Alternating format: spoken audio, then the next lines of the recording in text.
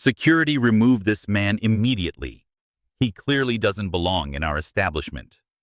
Those words echo through the pristine marble lobby of Manhattan's most exclusive hotel like a death sentence. But the woman speaking them has no idea she just signed her own professional obituary. Madison Crawford stands behind the gold-plated reception desk of the Royal Meridian Hotel, her perfectly styled blonde hair catching the light from million-dollar crystal chandeliers. Her blue eyes burn with the kind of righteous indignation that comes from 15 years of gatekeeping luxury for the right kind of people. She's pointing an accusatory finger at Marcus Thompson, a black man in his mid-30s, wearing simple jeans and a black t-shirt. Marcus maintains perfect composure as two white security guards flank him. But there's something in his calm demeanor that suggests this humiliation is about to backfire spectacularly. What Madison doesn't know will destroy everything she's built.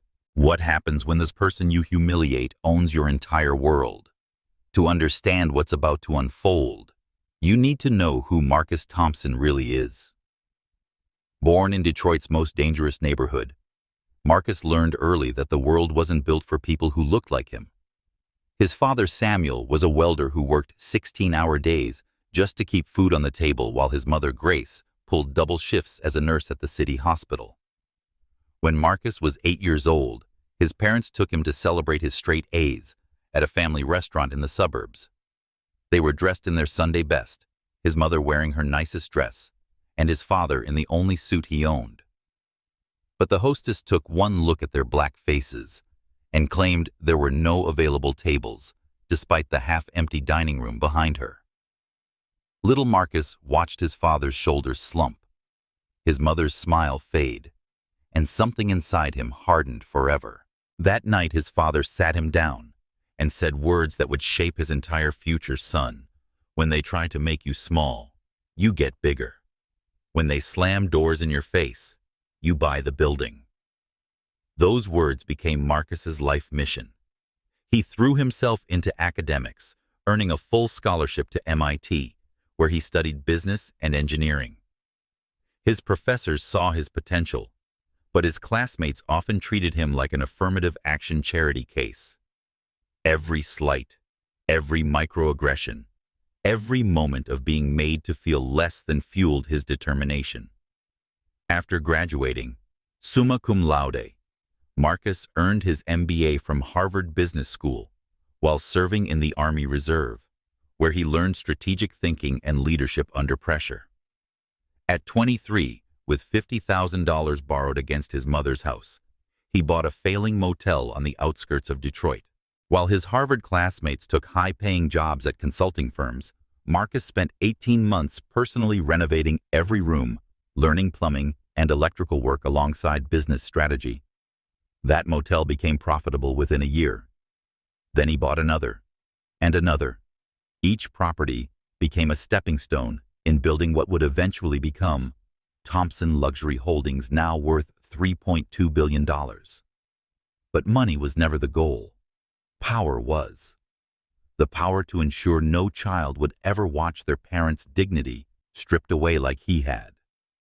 Tonight, Marcus is conducting a secret assessment of his newest acquisition, purchased just 48 hours ago through a web of intermediary companies. He deliberately chose casual clothes and arrived by Uber instead of his usual Bentley, wanting to experience the hotel exactly as any other black guest would. Madison Crawford's story begins in the manicured lawns of Beacon Hill, Boston, where old money flows like wine and racial diversity exists only in the help. Born to federal judge Harrison Crawford and socialite Victoria Sterling, Crawford Madison grew up believing that wealth and whiteness were natural qualifiers for respect and service. Her childhood was spent in a world of private academies, cotillion balls, and summer homes in Martha's Vineyard. The family employed a rotating cast of Black and Latino housekeepers, gardeners, and drivers, who Madison learned to see as background furniture rather than human beings.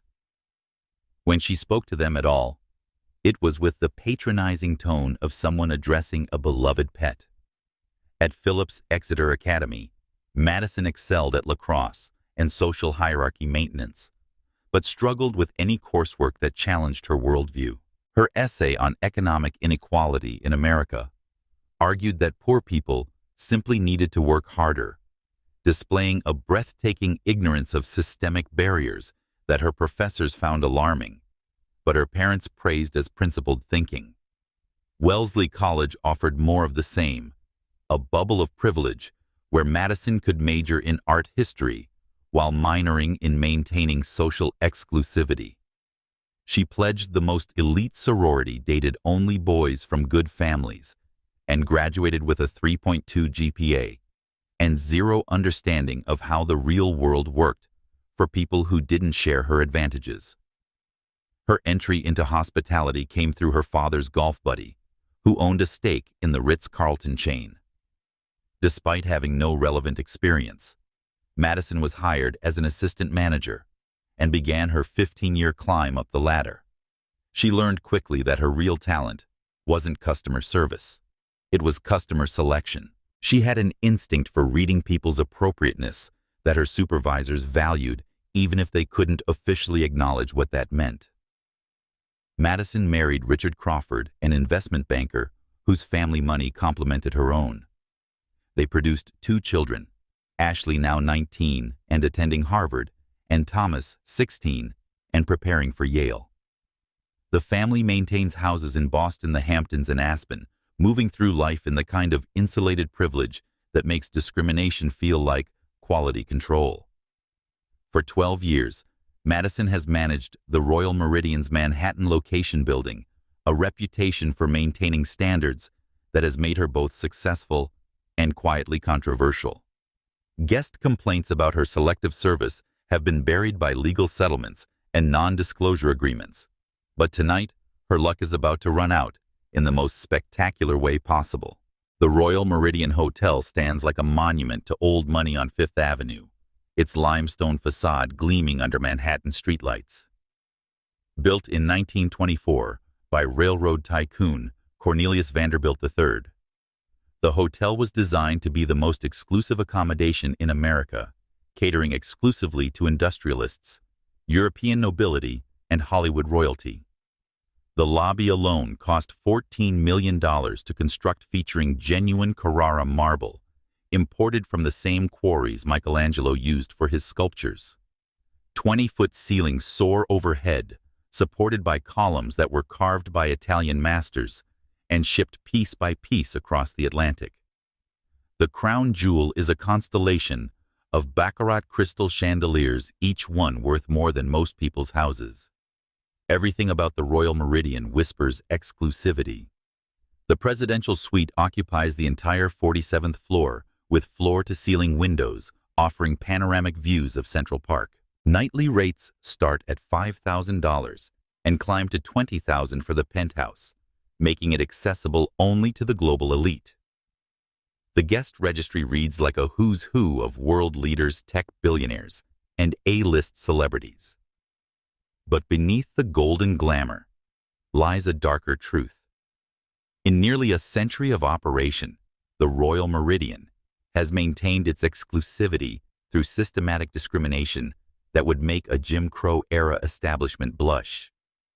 The staff demographics tell the story. 78% of management positions are held by white employees, while 89% of housekeeping, maintenance, and food service workers are people of color. The hotel's unofficial policy of selective service has been passed down through generations of managers, like a family heirloom. Potential guests are evaluated not just on their ability to pay, but on their perceived fit with the establishment's image. Credit cards can be questioned, reservations can mysteriously disappear, and dress codes can be selectively enforced based on the color of a guest's skin. This systematic exclusion has made the Royal Meridian tremendously profitable for decades, but it's also made the property vulnerable. Discrimination lawsuits have been quietly settled out of court. Employee complaints have been buried in HR files, and the hotel's reputation has begun to suffer among younger, more socially conscious travelers. Marcus Thompson identified the Royal Meridian as the perfect target for his latest acquisition, precisely because of its problems. If he could transform the most discriminatory hotel in America into a model of inclusive excellence, he could prove that dignity and profitability aren't mutually exclusive. 28-year-old Alex Chen stands behind the reception desk, watching Madison Crawford prepare to destroy her own career, and he's caught in an impossible position. As the hotel's assistant manager, Alex has spent the last 3 years documenting Madison's discriminatory behavior while lacking the power or courage to stop it. Born in Los Angeles to Korean immigrant parents who sacrificed everything for his education, Alex understands both sides of the American dream. His father owned a small grocery store in Koreatown until the 1992 riots destroyed everything they'd built. His mother cleaned office buildings at night while studying for her nursing certification during the day. They taught Alex that education was the only path to security, so he excelled in school, earned his MBA from UCLA, and landed what seemed like a dream job in luxury hospitality.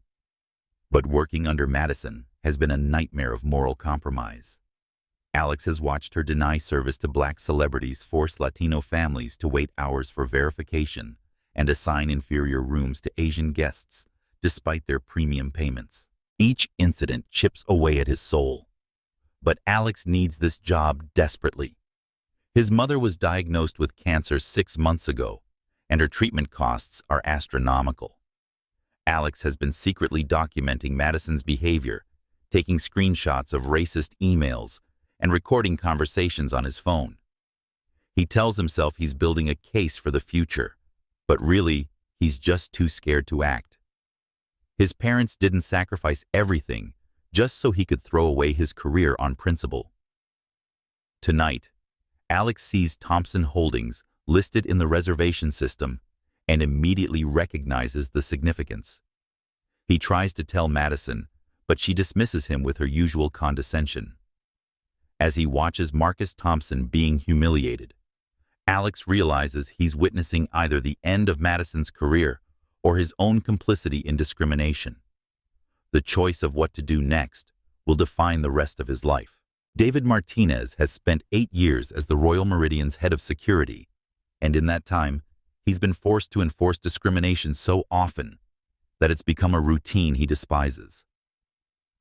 A former Marine who served 2 tours in Afghanistan, David learned brotherhood and loyalty in the military values that conflict daily with Madison's selective service policies. At 45, David is the father of 3 children and married to Sophia, a public school teacher who doesn't know the full extent of what her husband is asked to do at work. When David comes home after escorting another minority guest from the hotel, he tells Sophia he had a difficult day, but never explains why. How do you tell the woman you love that you've become the enforcer of racism? David's military training taught him to read people and situations, and his instincts are screaming that tonight's incident feels different. Marcus Thompson doesn't fit the profile of someone trying to scam his way into a luxury hotel. His posture, his speech patterns, his calm demeanor under pressure, everything suggests this man belongs exactly where he is.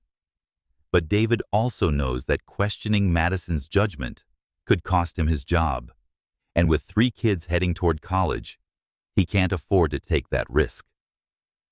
The irony isn't lost on David that he spent years protecting wealthy white guests from the perceived threat of black and Latino visitors, while his own children face discrimination at school and in their daily lives. His oldest son, Carlos, was stopped by police 3 times last month for looking suspicious in their own neighborhood. David teaches his kids to be proud of their heritage while enforcing a system that treats people who look like them as second-class citizens. Tonight, as David approaches Marcus Thompson, he sees something in the man's eyes that reminds him of his commanding officer in Afghanistan, a quiet authority that comes from genuine leadership, not inherited privilege. David's radio is crackling with urgent calls from corporate headquarters. But Madison is too focused on her performance to notice. When the truth finally emerges, David will have to choose between the security of following orders and the dignity of doing what's right. For 12 years, Maria Gonzalez has been invisible in the Royal Meridian Hotel. As housekeeping supervisor, she knows every corner of the building, every secret guest behavior, and every instance of Madison Crawford's cruelty. But as an undocumented immigrant from Guadalajara, Maria has learned that survival means silence. Maria came to America at 16 with nothing but hope and a determination to build a better life. She started as a room cleaner, working 18-hour days while learning English from library books and television shows. Her intelligence and work ethic gradually earned her promotions, but Madison has never learned Maria's name despite 12 years of daily interaction. To Madison, Maria is simply help a brown-skinned woman who exists to clean up after her betters. The discrimination Maria witnesses goes far beyond what guests experience. Madison pays Latino workers below market rates, threatens to call immigration when they complain, and creates a hostile environment that forces good employees to quit regularly. Maria has documented everything: photos of discriminatory memos, recordings of Madison's racist rants, evidence of wage theft and workplace harassment. But Maria's documentation serves as insurance, not activism. As an undocumented worker, speaking up could mean deportation and separation from her twin daughters, both 18 and preparing to start college on academic scholarships. Rosa wants to study medicine, while Carmen dreams of becoming a civil rights lawyer. Maria cleans hotel rooms so her daughters can have the opportunities America denied her. Tonight, as Maria watches Marcus Thompson being humiliated, she recognizes the same injustice she's witnessed countless times. But she also senses something different about this man, a quiet power that suggests this incident won't end with his silent departure. Maria has spent 12 years waiting for someone with the authority to challenge Madison's reign of discrimination. When that moment arrives, she'll have to decide whether her daughter's future is worth the risk of finally speaking her truth. Marcus Thompson pushes through the rotating brass doors of the Royal Meridian Hotel at exactly 8:30 p.m., his timing deliberate, and his appearance calculated. He's wearing $300 designer jeans that look casual to the untrained eye, a plain black t-shirt that costs more than most people's weekly salary, and a worn leather jacket that carries the patina of genuine quality. Everything about his outfit screams understated wealth to those who know how to read the signs. But to Madison Crawford, he simply looks like trouble. Madison spots Marcus the moment he enters the lobby, her predatory instincts honed by 15 years of gatekeeping luxury for the appropriate clientele. Her blue eyes narrow as she conducts her rapid-fire assessment. Black male, mid-30s, casual clothes, confident posture that doesn't match her assumptions about who deserves to occupy this marble sanctuary. In Madison's world, black men in casual clothes are delivery drivers or maintenance workers, not guests worthy of $5,000 suites. Marcus approaches the gold-plated reception desk with the easy confidence of someone accustomed to being welcomed everywhere he goes. His smile is warm and genuine as he addresses Madison directly, making eye contact in a way that immediately puts her on the defensive. "Good evening," he says, his voice carrying the polish of an Ivy League education. "I have a reservation under Thompson Holdings." Madison doesn't even glance at her computer screen. Instead, she lets her gaze travel slowly from Marcus's face to his clothes and back again, making her disapproval obvious to anyone watching. "I highly doubt that, sir," she responds, her voice dripping with the kind of false politeness that barely conceals contempt. Behind the desk, Alex Chen's fingers hover over his keyboard as he recognizes the name Thompson Holdings from the reservation system. His computer screen shows a confirmed booking for the presidential suite, complete with a note about VIP assessment visit. Alex opens his mouth to tell Madison, but she silences him with a sharp look that clearly says, this isn't his decision to make. Marcus maintains his pleasant demeanor, despite the obvious slight. "Could you please just check your system?" he asks, his tone remaining polite, but carrying an undertone that suggests he's accustomed to having his requests honored. Madison's laugh is sharp and cutting, designed to carry across the lobby for maximum audience impact. "Sir, I can see with my own eyes that you don't belong here." Madison Crawford has always understood that discrimination works best as theater, and tonight's lobby provides the perfect stage for her performance. The Royal Meridian's evening clientele represents exactly the audience Madison craves: wealthy white guests who share her values and appreciate her dedication to maintaining standards. "Sir," Madison announces, deliberately raising her voice, so every conversation in the lobby pauses. This establishment maintains certain standards of dress and deportment. She gestures dismissively at Marcus's clothes, her movement theatrical enough to draw every eye in the room. "Perhaps you'd be more comfortable at the Holiday Inn down the street." The response is immediate and exactly what Madison hoped for. An elderly woman in pearls leans toward her companion and stage whispers, "Finally, someone who maintains proper order." A young tech entrepreneur nods approvingly while filming the interaction on his phone, believing he's capturing evidence of appropriate security measures. A society wife adjusts her diamond necklace and murmurs, "How did he even get past the door?" Marcus reaches into his wallet and produces his black American Express Centurion card, the invitation-only card with no spending limit that's available to fewer than 100,000 people worldwide. The matte black surface catches the chandelier light as he places it gently on the marble counter. "Perhaps this will help verify my identity," he says calmly.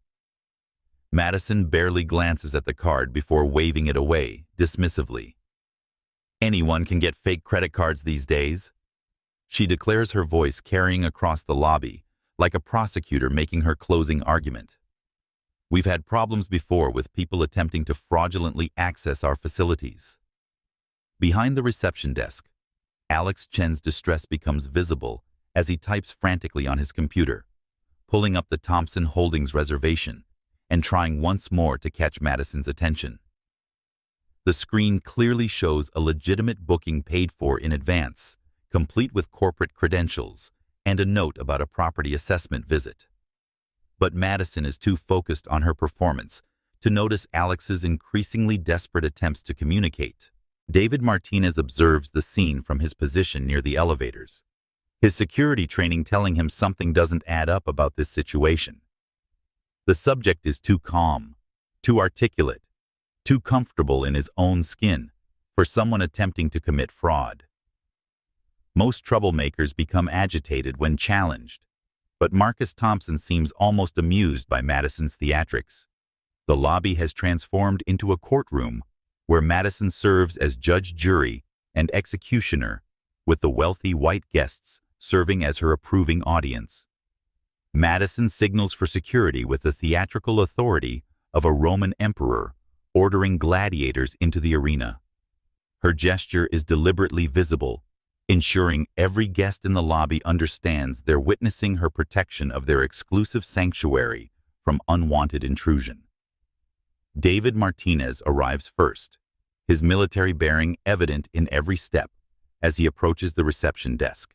His partner, Jake Stevens, follows close behind, a 26-year-old former military police officer whose respect for chain of command wars with his growing sense that this situation feels fundamentally wrong.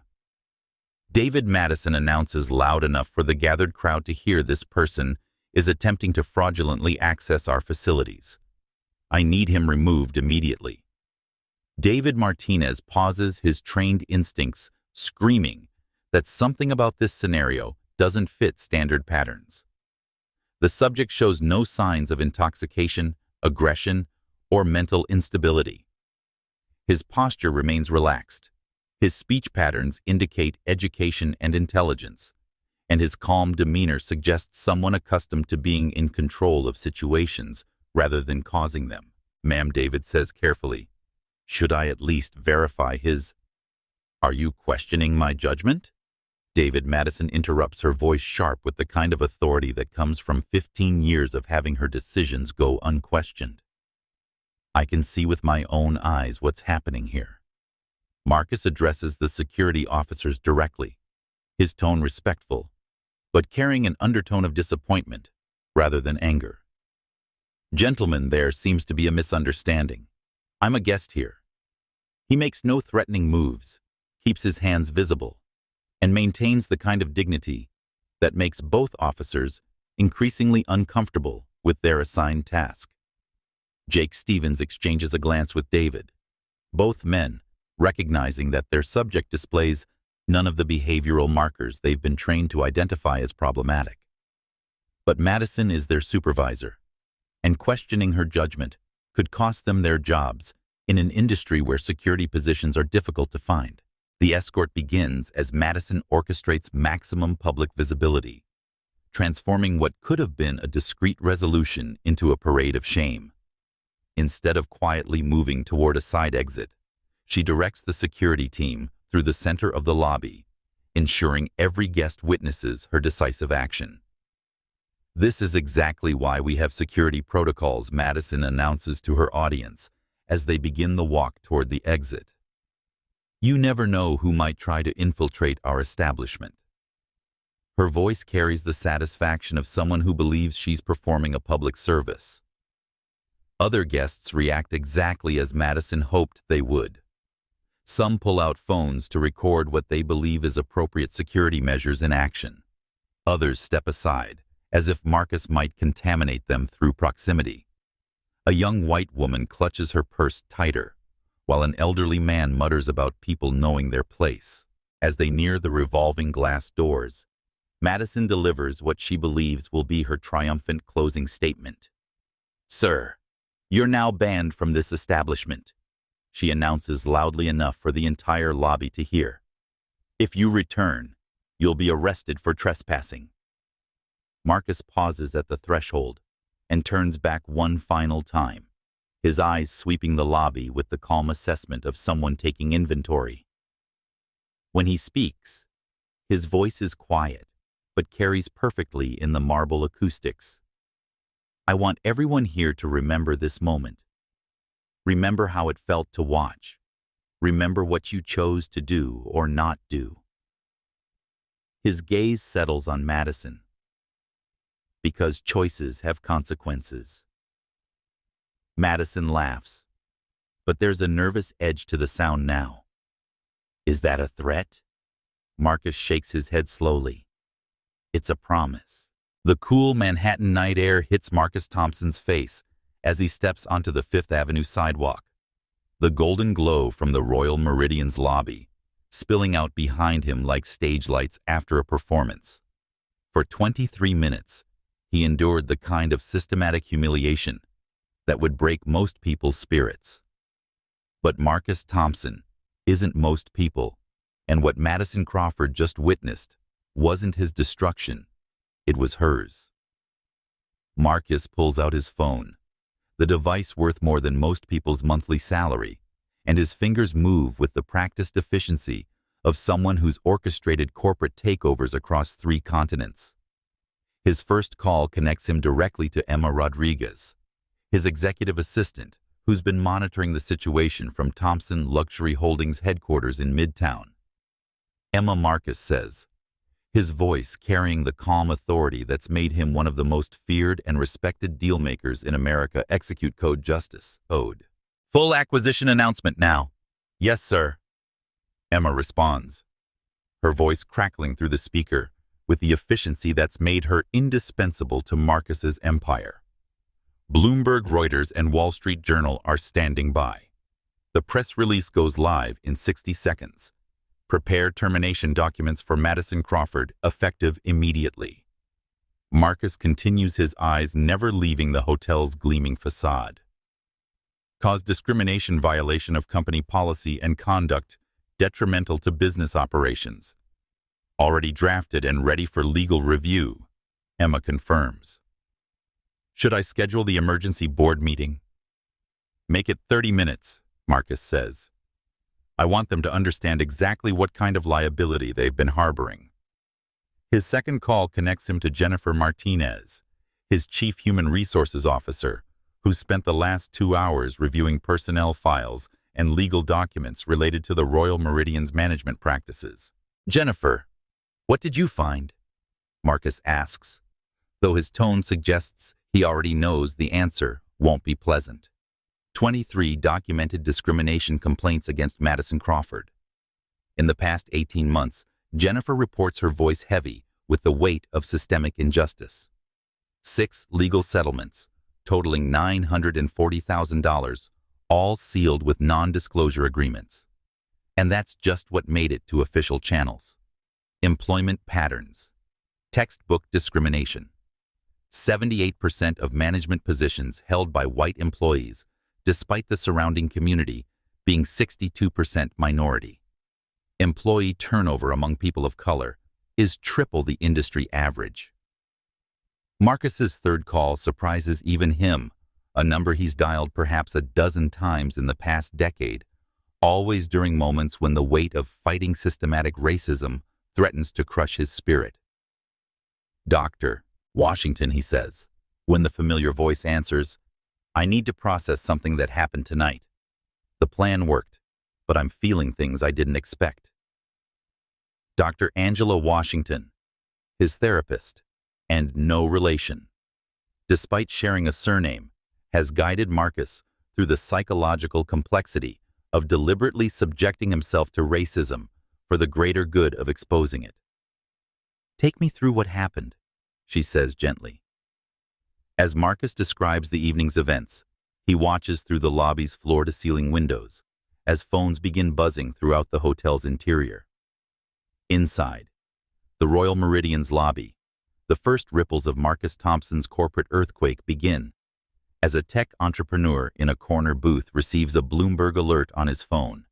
His face goes pale as he reads the headline, "Thompson Luxury Holdings acquires Royal Meridian chain for $3.8 billion in surprise deal." "Holy shit," he whispers to his companion, then immediately Googles Marcus Thompson CEO on his phone. The results paint a picture that makes his stomach drop. Forbes Billionaire list Time Magazine's Person of the Year nominee. Harvard Business School case study subject and photograph after photograph of the man he just watched get ejected from the hotel.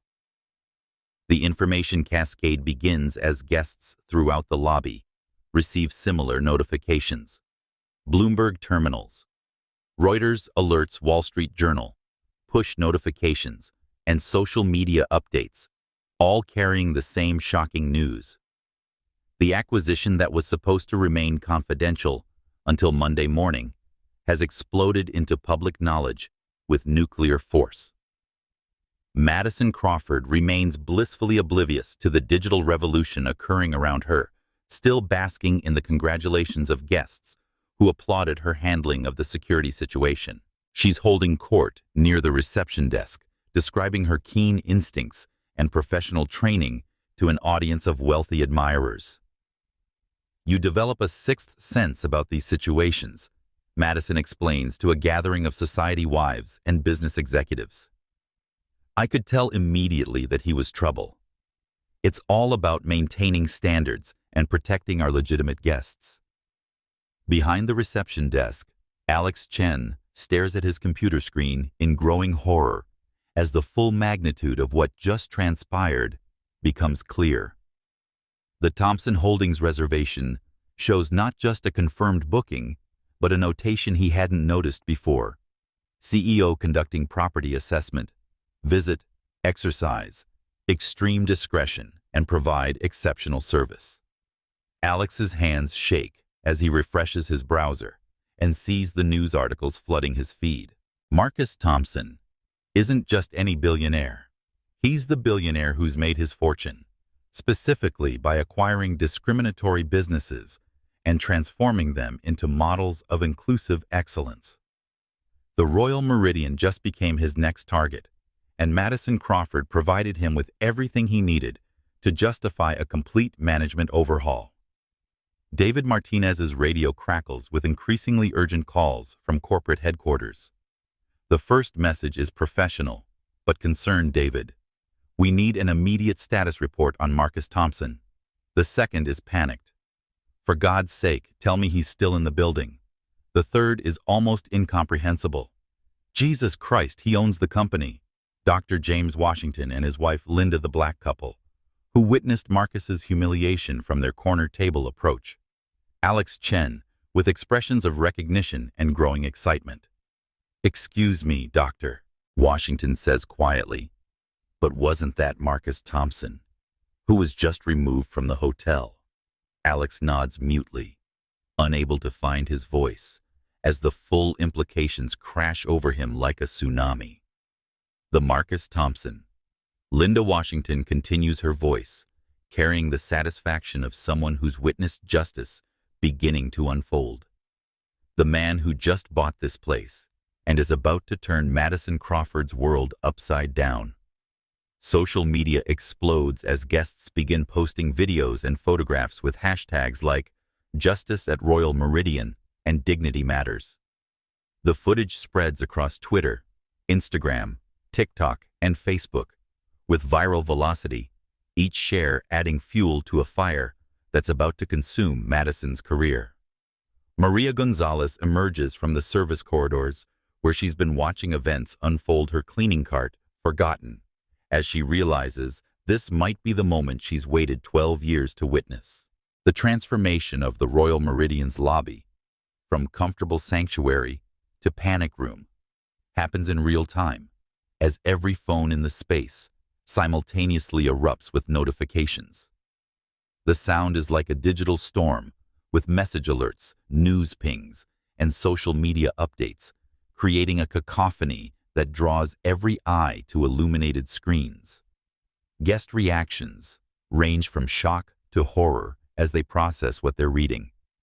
The elderly woman who supported Madison's actions deletes the video she recorded, her fingers fumbling with her phone, as she realizes she's documented what will likely become evidence in a discrimination lawsuit. The tech entrepreneur who applauded Madison's professional handling suddenly finds urgent reasons to examine the marble floor patterns, hoping no one remembers his earlier enthusiasm. A society wife checks her Instagram and discovers that her casual post about maintaining hotel standards has already attracted 300 angry comments, calling her a racist. She deletes the post immediately, but screenshots have already been captured and shared across social media platforms. Madison Crawford finally notices the commotion as conversations throughout the lobby fall silent, and every guest stares at their phone with expressions of mounting dread. "Why is everyone looking at their phones?" she asks Alex Chen, her voice carrying the first hint of uncertainty she's shown all evening. Alex Chen attempts to explain, his voice barely above a whisper. "Madison, we need to talk. That man you just had removed." "Not now," Alex Madison interrupts, still riding the high of her perceived triumph. "Can't you see I'm attending to our important guests?" Jake Stevens approaches David Martinez with information that will change everything. "Sir, I'm getting calls about that gentleman we escorted out. Corporate says..." David's radio interrupts with a direct message from security headquarters. "All units be advised that Marcus Thompson is the new owner of the hotel chain." Repeat. Marcus Thompson owns the company. Dr. James Washington decides to take direct action, approaching Madison with the gravity of someone delivering a death sentence. "Excuse me, Miss Crawford, but I believe you've made a serious error in judgment." "I'm sorry, but who are you?" Madison responds with the dismissive tone she reserves for people she considers beneath her notice. "I'm Dr. James Washington, and that man you just humiliated owns this hotel. He owns this entire chain. You just discriminated against your new boss on his first day." Madison's face cycles through confusion, disbelief, and dawning horror as the name finally registers. She fumbles for her phone, her perfectly manicured fingers shaking as she types Marcus Thompson CEO into Google. The search results hit her like a physical blow, photograph after photograph of the man she just had thrown out of his own property. The lobby transforms from supportive to toxic, as guests who applauded Madison's actions now edge away from her like she's radioactive. The woman who maintained their exclusive sanctuary has just become the person who could destroy them all by association. The brass revolving doors of the Royal Meridian Hotel spin like the wheels of justice as Marcus Thompson makes his return. But this time, everything has changed. The same marble lobby that witnessed his humiliation 25 minutes ago now feels like a courtroom where the verdict is about to be delivered. Marcus steps through the entrance with the measured pace of a man who owns not just this building, but the entire corporate structure that supports it. He's wearing the same jeans and black t-shirt, but his posture has transformed from that of a patient guest to that of a commanding executive. Every step echoes off the Carrara marble with the authority of ownership. The lobby falls silent, as if someone has pressed a cosmic mute button. Conversations halt mid-sentence, phones freeze in mid-scroll, and even the crystal chandeliers seem to hold their breath. The guests who applauded Madison's discrimination now shrink behind marble columns and designer furniture, desperately hoping to avoid eye contact with the man they helped humiliate.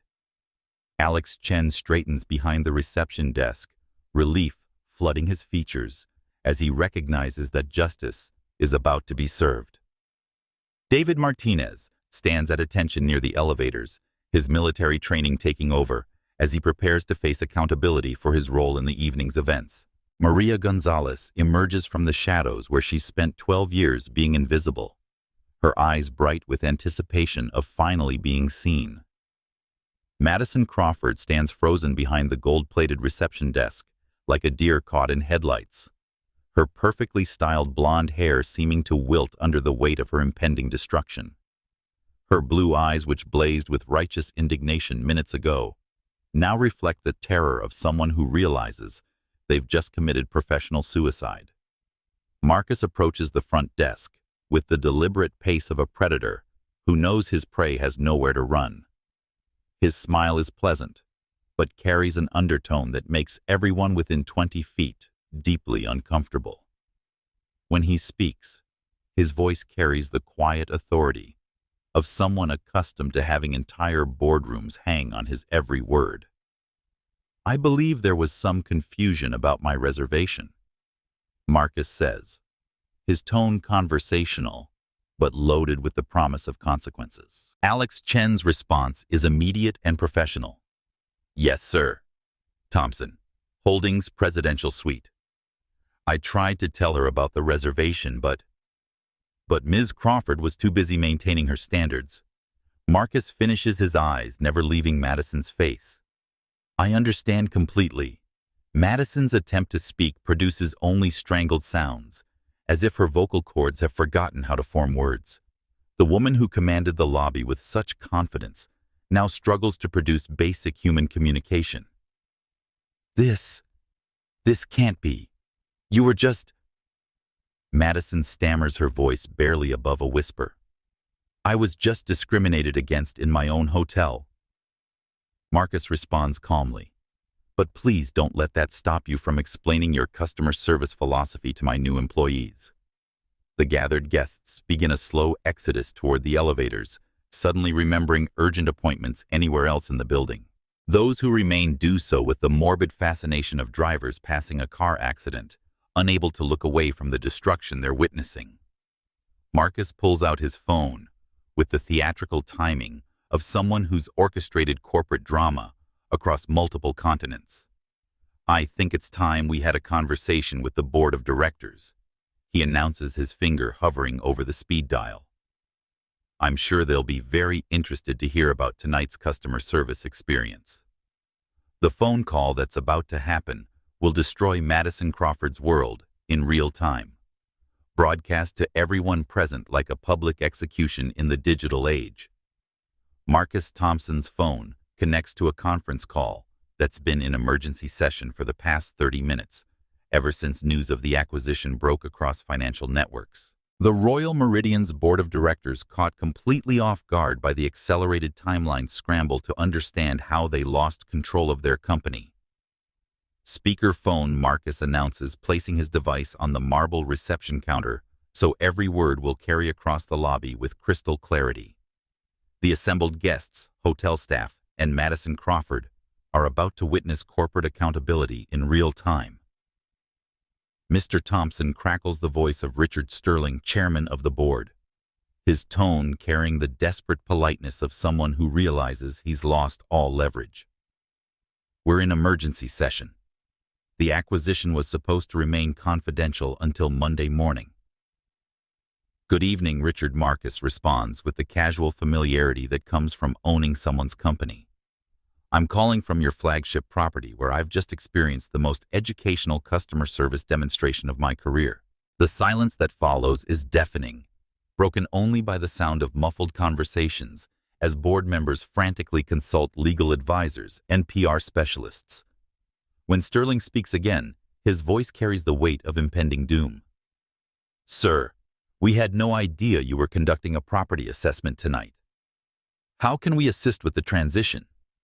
Marcus begins his detailed recounting of the evening's events, his voice maintaining the calm professionalism of someone delivering quarterly earnings rather than destroying careers. He describes every moment of discrimination, from Madison's initial refusal to check the reservation system to her theatrical orchestration of his public humiliation. Board member voices overlap in growing horror as the implications become clear. Oh my God, this is exactly what we were afraid of. The liability exposure is enormous. How many witnesses were there? Is this being recorded? Madison Crawford stands paralyzed behind the reception desk, listening to her professional obituary being written in real time. When Marcus introduces her to the board, her panic becomes palpable. I'd like you all to meet Madison Crawford, your manager, who spent the evening demonstrating why this acquisition was necessary, Marcus announces. Madison's desperate defense comes out as a strangled protest. This is a setup. This is entrapment. You deliberately misled us. The board's response is swift and brutal. Sterling's voice cuts through her excuses with corporate efficiency. Ms. Crawford, you're terminated effective immediately. Security will escort you from the building. Wait! Madison screams, her composure completely shattered. You can't do this. I was maintaining hotel standards. I was protecting our legitimate guests. Emma Rodriguez's voice joins the conference call with updates that chill the blood of everyone listening. Sir, I'm monitoring social media. The hashtag Justice at Royal Meridian has been mentioned over 200,000 times in the past hour. TMZ is offering $50,000 for exclusive footage. Jennifer Martinez provides the legal context that seals Madison's fate. I've completed my review of Ms. Crawford's employment file. 23 documented discrimination complaints in 18 months. 6 legal settlements, totaling $940,000, all sealed with non-disclosure agreements that we now own. The board member voices reflect growing panic. Jesus Christ, 23 complaints. Why wasn't this escalated to us? What's our liability exposure? How do we contain this? Marcus's response carries the authority of someone who's just purchased their entire decision-making apparatus. Gentlemen, you don't contain this. You learn from it. This is what systemic discrimination looks like when it's finally held accountable. Dr. James Washington approaches the reception desk with his wife Linda, both carrying the satisfaction of witnessing justice unfold. Mr. Thompson. Dr. Washington says, we've experienced similar treatment at other establishments. Thank you for fighting back. The conference call continues as board members approve emergency measures, unlimited legal budget for discrimination settlements, immediate implementation of diversity training across all properties, and authorization for Marcus to restructure management as he sees fit. Madison Crawford realizes she's not just losing her job, she's becoming the poster child for hospitality industry racism. Her downfall, broadcast to millions as a cautionary tale about the consequences of discrimination. As the conference call with the board of directors continues in the background, something remarkable happens in the Royal Meridian's lobby. Staff members who have spent years in silence begin finding their voices encouraged by Marcus Thompson's presence and the obvious shift in power dynamics. Maria Gonzalez steps forward first, her cleaning cart forgotten, as she approaches the reception desk, with 12 years of suppressed dignity finally breaking free. "Senor Thompson," she says, her accent thick with emotion. "I have things to say about this woman." Marcus nods encouragingly, recognizing the courage it takes for an undocumented worker to speak truth to power. "Please, Maria. Everyone needs to hear this." Maria's testimony cuts through the marble lobby like a sword of justice. "For 12 years, she called me help. Never my name, always help, like I am not human being. She pay me less than other supervisors because she say I should be grateful for job. When I ask for fair wages, she threatened to call immigration." The gathered crowd, guests, staff, and board members, listening through the speakerphone, absorb Maria's words with growing understanding of the systematic nature of Madison's discrimination. Alex Chen finds his voice next, his professional training warring with his desperate need to finally speak truth. "I documented incidents for months," he says, his voice gaining strength with each word. "I took screenshots of emails where she told me to screen certain types of people more carefully. I recorded conversations where she used racial slurs when she thought no one was listening." David Martinez steps forward, his military bearing evident as he prepares to face accountability for his own role in the evening's events. "Sir, I need to admit something. This isn't the first time I've been ordered to remove minority guests on questionable grounds. Each time felt wrong, but I followed orders because I needed this job." His honesty carries the weight of someone who spent years compromising his values for financial security. "I have 3 kids heading to college, and I told myself that keeping quiet was protecting my family. But tonight, watching what happened to you, I realized I was protecting the wrong thing." Jake Stevens, the younger security officer, adds his own confession. "David always questioned these situations privately. He taught me to trust my instincts, and my instincts were screaming that something was wrong about tonight." Dr. James Washington and his wife Linda step forward as representatives of the guests who witnessed the discrimination. "We've stayed silent too many times in places like this," Dr. Washington admits.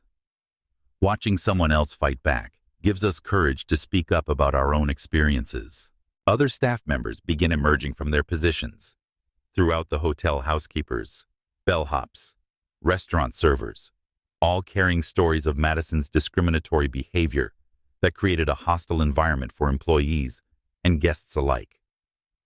The momentum builds as more people find the courage to speak truth, transforming the lobby into a confessional where years of buried injustice finally sees light. The first satellite truck arrives at the Royal Meridian Hotel 37 minutes after Marcus Thompson's humiliation went viral, followed by a convoy of news vehicles that transforms Fifth Avenue into a media circus. CNN, Fox News, NBC, ABC, CBS, and a dozen local stations position their equipment with military precision, their reporters recognizing that tonight's story has all the elements of a cultural watershed moment. Anderson Cooper leads the CNN team, his silver hair perfectly styled, despite the late hour and urgent deployment. He's covered discrimination stories across the globe, but rarely has he witnessed such a clear-cut case of racism backfiring spectacularly on its perpetrator. The story has everything: billion-dollar corporate drama, systematic discrimination exposed, and a satisfying justice narrative that will captivate audiences across political divides. TMZ arrives with their typical aggressive enthusiasm, offering 6-figure sums for exclusive footage of Madison Crawford's meltdown. Social media influencers stream live from the sidewalk, their follower counts exploding as they provide real-time commentary on the unfolding drama. International news organizations begin picking up the story with BBC, Reuters, and Al Jazeera, recognizing the global implications of systematic racism in American luxury hospitality. Inside the hotel, Emma Rodriguez coordinates media strategy from her phone while simultaneously managing the corporate crisis.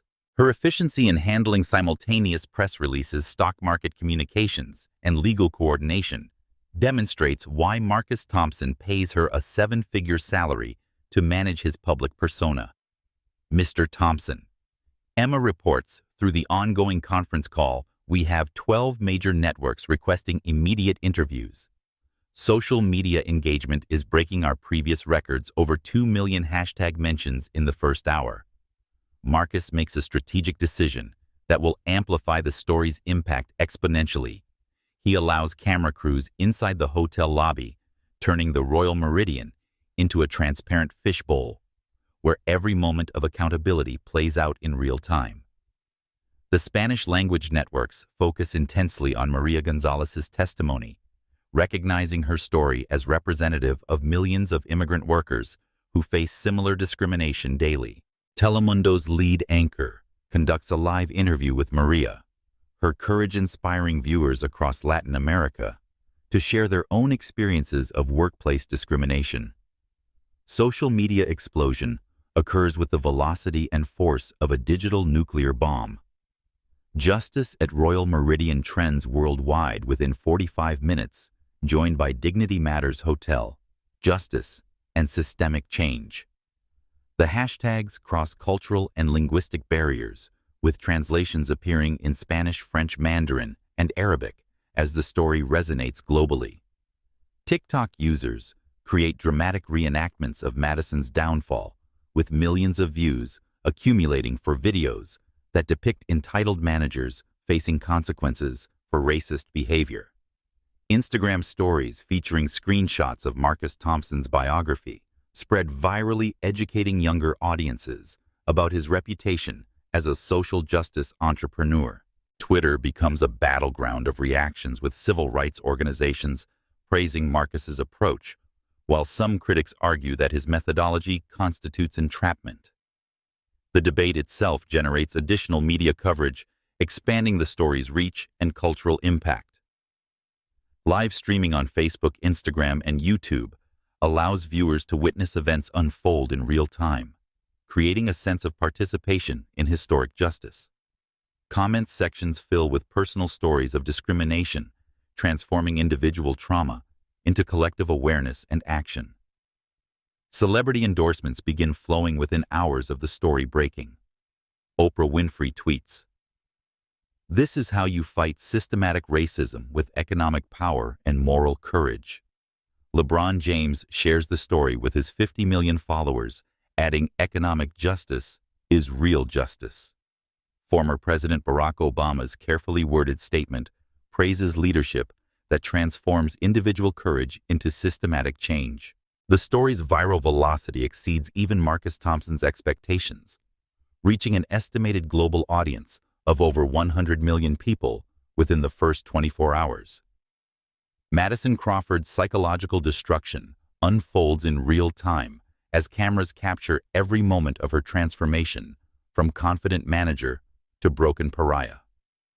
The woman who commanded the Royal Meridian's lobby with imperial authority now stands behind the reception desk, like a defendant, awaiting sentencing, her perfectly styled blonde hair disheveled and her makeup streaked with tears of rage and terror. Her first instinct is damage control through desperate phone calls, but each attempt at finding support only accelerates her isolation. Richard Crawford, her investment banker husband, answers her call with the cold efficiency of someone cutting losses. Madison, "I can't be associated with this situation. My partners are already asking questions about our marriage." But Richard Madison pleads, her voice cracking with desperation. "I need your help. I need a lawyer. I need." "What you need Richard interrupts, is to understand that your actions tonight have jeopardized everything we've built. I'm consulting with divorce attorneys in the morning. The line goes dead, leaving Madison staring at her phone in disbelief. 22 years of marriage dissolved in a 30-second conversation casualty of her 30-minute performance. Her next call to the family attorney yields similar results. James Morrison, who's represented the Crawford family for 2 decades, delivers his refusal with professional regret. Madison, I can't represent you in this situation. The liability exposure is enormous, and frankly, the optics would destroy my practice. Madison's attempts at justification become increasingly frantic and incoherent as she realizes the magnitude of her situation. I was just maintaining hotel standards, she screams at Marcus Thompson, her voice echoing off the marble walls with hysterical intensity. I was protecting our legitimate guests from people who don't belong here. Marcus's response carries the calm authority of someone who's witnessed this type of breakdown before Ms. Crawford. What standards you discriminated against your own boss based on the color of his skin? You violated federal civil rights laws while being recorded by multiple witnesses. Jennifer Martinez's voice joins the conference call with additional devastating revelations. Ms. Crawford, I'm looking at your performance reviews. You received mandatory diversity training 4 times in the past 2 years. Each time you scored in the bottom 5th percentile for empathy and cultural sensitivity. The training records expose Madison's discrimination as deliberate rather than ignorant, eliminating any possibility of claiming good intentions or cultural misunderstanding. Her racism wasn't unconscious bias. It was willful malice disguised as customer service. Madison's breakdown accelerates as she realizes the global scope of her exposure. Guests throughout the lobby film her melt down their phones, capturing every tear, every desperate gesture, every moment of her professional and personal destruction. The footage spreads across social media platforms with viral velocity, transforming Madison Crawford into a cautionary tale about the consequences of racism. Her attempts to shift blame become increasingly pathetic. I was trained to screen guests carefully. I was following company policy. This is entrapment. Dr. James Washington approaches Madison with the gravitas of someone delivering a professional diagnosis. Ms. Crawford, as a psychiatrist, I can tell you that what you're experiencing isn't entrapment. It's accountability. You made choices based on racial prejudice, and now you're facing consequences. Madison's final defense crumbles as she realizes that every excuse only provides additional evidence of her guilt. The security cameras recorded everything, the witnesses documented everything, and her own words condemned her more thoroughly than any prosecutor could. David Martinez approaches Madison with the professional courtesy he's maintained throughout the evening despite her role in forcing him to compromise his values for years. Ma'am, I need to escort you from the building. Please gather your personal belongings. Madison's exit from the Royal Meridian becomes her final humiliation as paparazzi capture every step of her walk of shame. The woman who orchestrated Marcus Thompson's public degradation now experiences her own version, with photographers documenting her tears and security guards, ensuring she never returns to the scene of her downfall. Her last words as she's led away carry the delusion of someone who still doesn't understand the magnitude of her actions. This isn't over. You haven't heard the last of me. But everyone watching knows that for Madison Crawford, everything is very much over. The reverberations from Madison Crawford's spectacular downfall reach every corner of the hospitality industry within hours, as competing hotel chains recognize that the Marcus Thompson acquisition represents an existential threat to business as usual. Emergency board meetings convene at Marriott, Hilton, Hyatt, and dozens of smaller chains as executives realize that systematic discrimination has become a liability they can no longer afford to ignore. Stock market chaos erupts when trading begins the following morning, with hospitality sector shares dropping 12% on fears that the Royal Meridian incident will trigger industry-wide discrimination investigations. Investors flee hospitality stocks, as analysts warn that Marcus Thompson's approach could spread to other sectors, making any company with questionable diversity practices a potential takeover target. Legal firms specializing in employment discrimination experience a massive surge in client inquiries, as hotel workers across the country recognize that Madison Crawford's downfall has created precedent for holding individual managers personally accountable for racist behavior. The American Civil Liberties Union announces a hotline for hospitality workers to report discrimination, receiving over 3,000 calls in the first week. The NAACP issues a statement praising Marcus Thompson's approach while offering support for other discrimination victims. Mr. Thompson has demonstrated that economic power, when wielded with moral purpose, can achieve justice more effectively than traditional legal channels. Congressional response comes swiftly as Senator Elizabeth Warren calls for hearings on systematic discrimination in the hospitality industry. The Royal Meridian incident reveals that luxury hospitality has been profiting from racism for decades. It's time for federal oversight and accountability.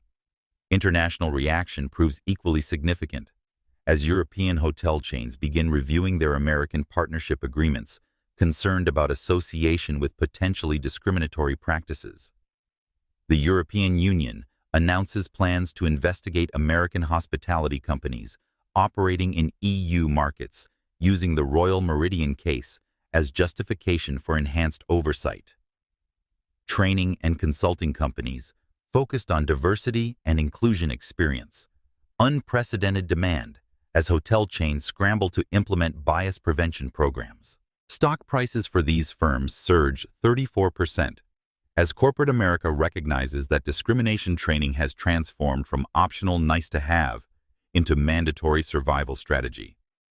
Insurance companies panic as they realize that discrimination liability coverage has become inadequate for the new legal landscape Marcus Thompson has created. Premium rates for hospitality discrimination insurance skyrocket, with some insurers refusing to write new policies until industry-wide reforms are implemented. Academic institutions move quickly to incorporate the Royal Meridian case into their curricula. Harvard Business School announces plans for a comprehensive case study examining Marcus Thompson's acquisition strategy and its implications for corporate social responsibility. The incident becomes required reading in MBA programs across the country. Celebrity endorsements continue flowing as public figures recognize the story's cultural significance. The momentum builds into a sustained movement that extends far beyond a single hotel incident, transforming into a broader conversation about systematic racism in American business. The message becomes clear across the industry. The old ways of operating are no longer sustainable, and companies that fail to embrace genuine inclusion will face the same fate as Madison Crawford and the Royal Meridian. 6 weeks after her termination, Madison Crawford sits in a federal courthouse in Lower Manhattan, her expensive attorney replaced by a public defender after her legal funds evaporated under the weight of mounting bills. The woman who once commanded the Royal Meridian's marble lobby now wears a discount department store suit, her blonde hair showing gray roots that reveal the natural color she's hidden for decades. Judge Rebecca Park, a distinguished African-American federal judge with 30 years of experience in civil rights law, presides over proceedings that have attracted national media attention. The courtroom gallery fills with civil rights activists, hospitality industry executives, and legal scholars who recognize this case will establish precedent for individual accountability in workplace discrimination. Madison's public defender, overwhelmed by the mountain of evidence against his client, attempts damage control. Your Honor, my client made an error in judgment during a stressful evening. She's worked in hospitality for 15 years without major incidents. Judge Park's response cuts through the defense with surgical precision. Counselor, we have documentation of 23 discrimination complaints and 6 legal settlements over 18 months. That hardly constitutes no major incidents. Marcus Thompson appears via video conference from Thompson Luxury Holdings headquarters, flanked by a team of civil rights attorneys working pro bono. His testimony carries the calm authority of someone who's transformed personal trauma into systematic change. Your Honor, this hearing isn't just about one employee's misconduct. It's about an industry culture that rewarded Madison Crawford's behavior for years. The evidence presentation becomes a masterclass in documenting systematic discrimination. Security footage from 47 different camera angles captures every moment of Madison's racist performance. Audio recordings reveal her using racial slurs when she believed no one was listening. Email trails expose her instructions to screen certain types of people more carefully. Victim testimonials paint a devastating picture of Madison's pattern of discrimination. Carlos Rivera denied anniversary dinner reservations. She told me the restaurant was fully booked, then seated 3 white couples who arrived after us. Dr. Amara Okafor, Nigerian physician attending medical conference. She questioned my credentials repeatedly, demanding additional identification that white guests weren't required to provide. The Chen family, forced to wait hours, while white families were seated immediately. Our children were hungry and crying, but she insisted we needed additional verification for our reservation. James Williams, NBA player, denied available penthouse suite. She claimed the suite was being renovated, then offered it to a white celebrity who arrived 30 minutes later.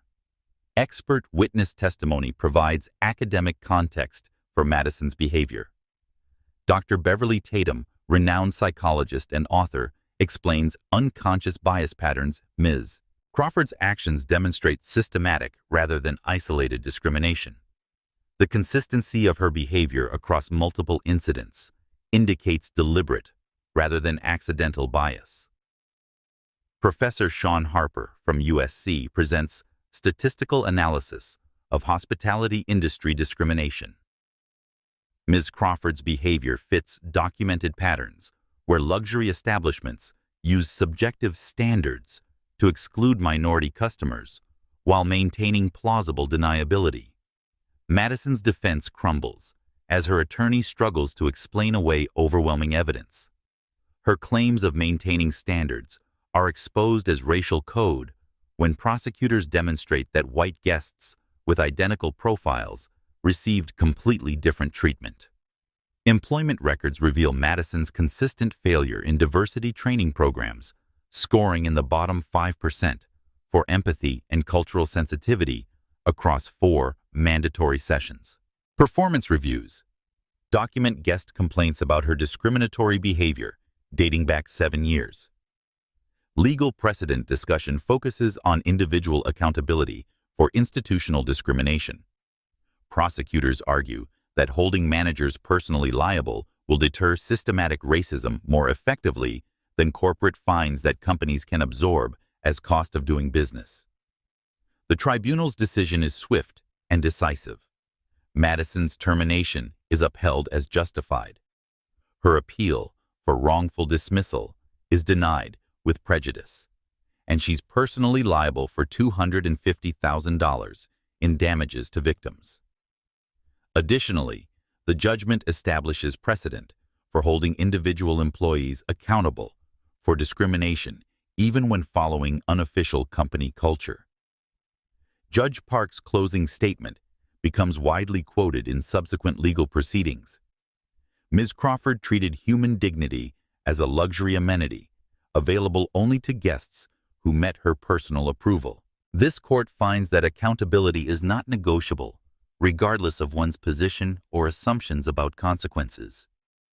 The verdict sends shockwaves through the hospitality industry as managers realize they can no longer hide behind corporate policies when engaging in discriminatory behavior. The civil rights class action lawsuit against Madison Crawford personally and the Royal Meridian Hotel Corporation represents the largest hospitality discrimination case in American legal history.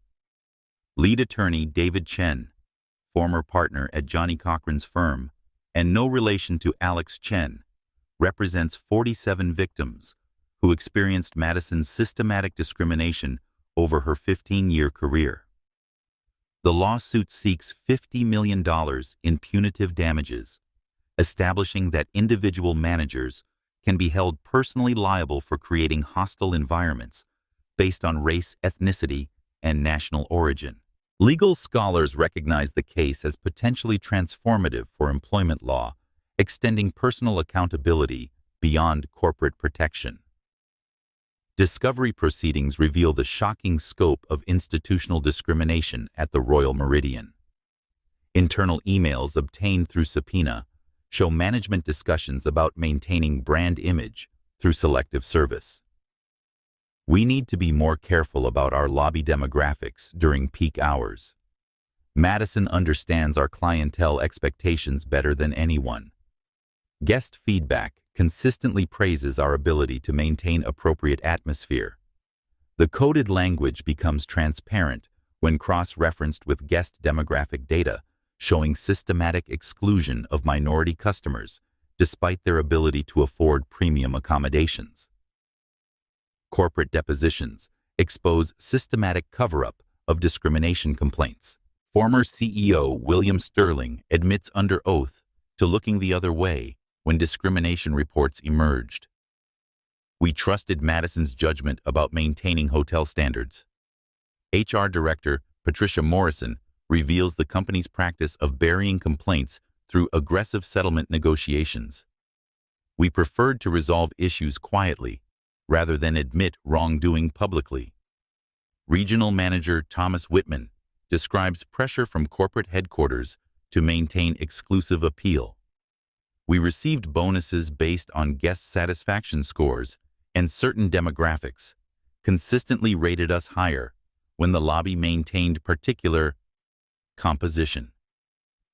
Expert economic testimony demonstrates the financial impact of systematic discrimination.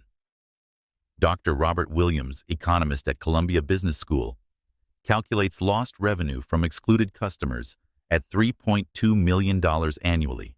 His analysis shows that discrimination wasn't just morally wrong, it was economically destructive. Damage assessment for individual victims encompasses lost dignity, emotional suffering, and economic impact of being denied access to business networking opportunities available in luxury hotel environments. Professional relationships, business deals, and career advancement opportunities lost due to exclusion create measurable financial harm. Settlement negotiations reveal the complexity of addressing systematic discrimination through monetary compensation. Initial offers of $25 million from Royal Meridian Holdings are rejected as inadequate given the scope of harm documented. Marcus Thompson personally intervenes in settlement discussions, adding $10 million from his private foundation to create a comprehensive victim compensation fund. His involvement transforms the lawsuit from purely punitive to restorative, focusing on healing communities damaged by systematic exclusion. The final settlement reaches $75 million distributed among victims based on severity and frequency of discrimination experienced. Additional provisions require Royal Meridian Holdings to admit systematic failures publicly and implement comprehensive reforms across all properties. Precedent established by the settlement enables individual managers to be held personally liable for discrimination, eliminating the protection of corporate employment. Madison Crawford's personal liability of $5 million sends clear message to hospitality industry that racist behavior carries individual consequences. Victim impact statements reveal the psychological toll of systematic discrimination. Maria Santos, former housekeeper. She made me feel invisible for 12 years. This settlement doesn't give me back my dignity, but it proves my dignity mattered. The settlement's broader implications extend beyond monetary compensation to systematic reform of hospitality industry practices. Training requirements. Bias monitoring systems and accountability measures become standard across multiple hotel chains seeking to avoid similar litigation. Legal experts predict the case will be cited in discrimination lawsuits across various industries, establishing individual accountability as complement to corporate responsibility in civil rights enforcement. The Federal Bureau of Investigation's criminal probe into Madison Crawford's conduct represents the first time federal prosecutors have pursued individual criminal charges for hospitality industry discrimination. The case falls under 18 U.S.C. 241 conspiracy to deny civil rights, typically reserved for more obvious hate crimes, but applicable when systematic discrimination can be proven. FBI Special Agent Maria Rodriguez leads the investigation, her team reviewing thousands of hours of security footage, email communications, and witness testimonies to establish criminal intent. The challenge lies in proving Madison's discrimination was deliberate, rather than unconscious bias, requiring evidence of systematic planning and execution. Grand jury proceedings span 3 months, as 23 witnesses testify about Madison's pattern of discriminatory behavior. The federal grand jury, comprised of diverse citizens from Manhattan's melting pot population, hears testimony that reveals discrimination as deliberate business strategy rather than isolated incidents. Evidence presented includes recorded conversations where Madison used explicit racial language when she believed conversations were private. Wiretap recordings obtained through federal warrant capture her instructions to subordinates about managing demographics in hotel common areas. Financial records reveal Madison received performance bonuses specifically tied to guest satisfaction metrics that correlated directly with exclusion of minority customers. Prosecutors argue this created financial incentive for discriminatory behavior, elevating it from bias to criminal conspiracy.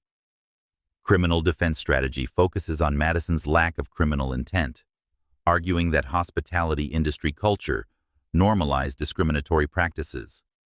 Her attorney contends that Madison was following industry standards rather than violating federal law. Plea negotiations reveal the complexity of prosecuting discrimination as criminal rather than civil matter. Initial federal offer includes 2 years in minimum security prison, $500,000 fine, and 5 years supervised probation with mandatory bias training. Madison's counterproposal seeks probation-only sentence, with community service, arguing that her public humiliation and career destruction constitute sufficient punishment. Federal prosecutors reject lenient terms, insisting that criminal accountability is necessary to deter systematic discrimination. Expert testimony from civil rights historians provides context for federal prosecution.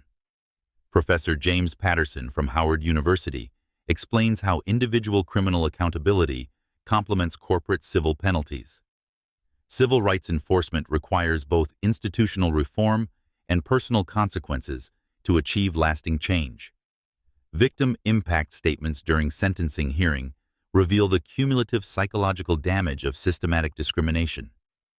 31 victims describe experiences ranging from humiliation to lost business opportunities, painting a comprehensive picture of harm caused by Madison's criminal behavior. Judge Patricia Williams imposes sentence-balancing deterrent effect with possibility of rehabilitation, 18 months in federal minimum security facility, $750,000 fine, and 3 years supervised probation with mandatory community service in civil rights organizations. Prison terms served at Federal Correctional Institution, Danbury Minimum Security Facility, housing white-collar offenders. Madison's incarceration generates media attention as symbol of personal accountability for institutional racism. Probation conditions include 2,000 hours of community service. Specifically in organizations serving communities, she discriminated against mandatory bias counseling and prohibition from employment in customer-facing roles without court approval. The criminal conviction establishes precedent for prosecuting individual discrimination as federal crime, when systematic pattern can be demonstrated, sending deterrent message throughout hospitality industry. The demolition of Madison Crawford's family begins within hours of her viral humiliation, as Richard Crawford recognizes that his wife's actions threaten everything he's built during his 25-year investment banking career. The man who once proudly introduced Madison as my beautiful wife from one of Boston's finest families now views her as toxic liability that could destroy his professional reputation and social standing. Richard's divorce filing arrives by courier at Madison's parents' Beacon Hill mansion, where she's been staying since her termination from the Royal Meridian. The legal documents prepared by Manhattan's most aggressive divorce attorney seek immediate separation of assets and request that Madison waive any claim to marital property acquired during their 22-year marriage. 22 years of marriage, Madison whispers to herself as she reads the papers destroyed by 20 minutes of standing up for hotel standards.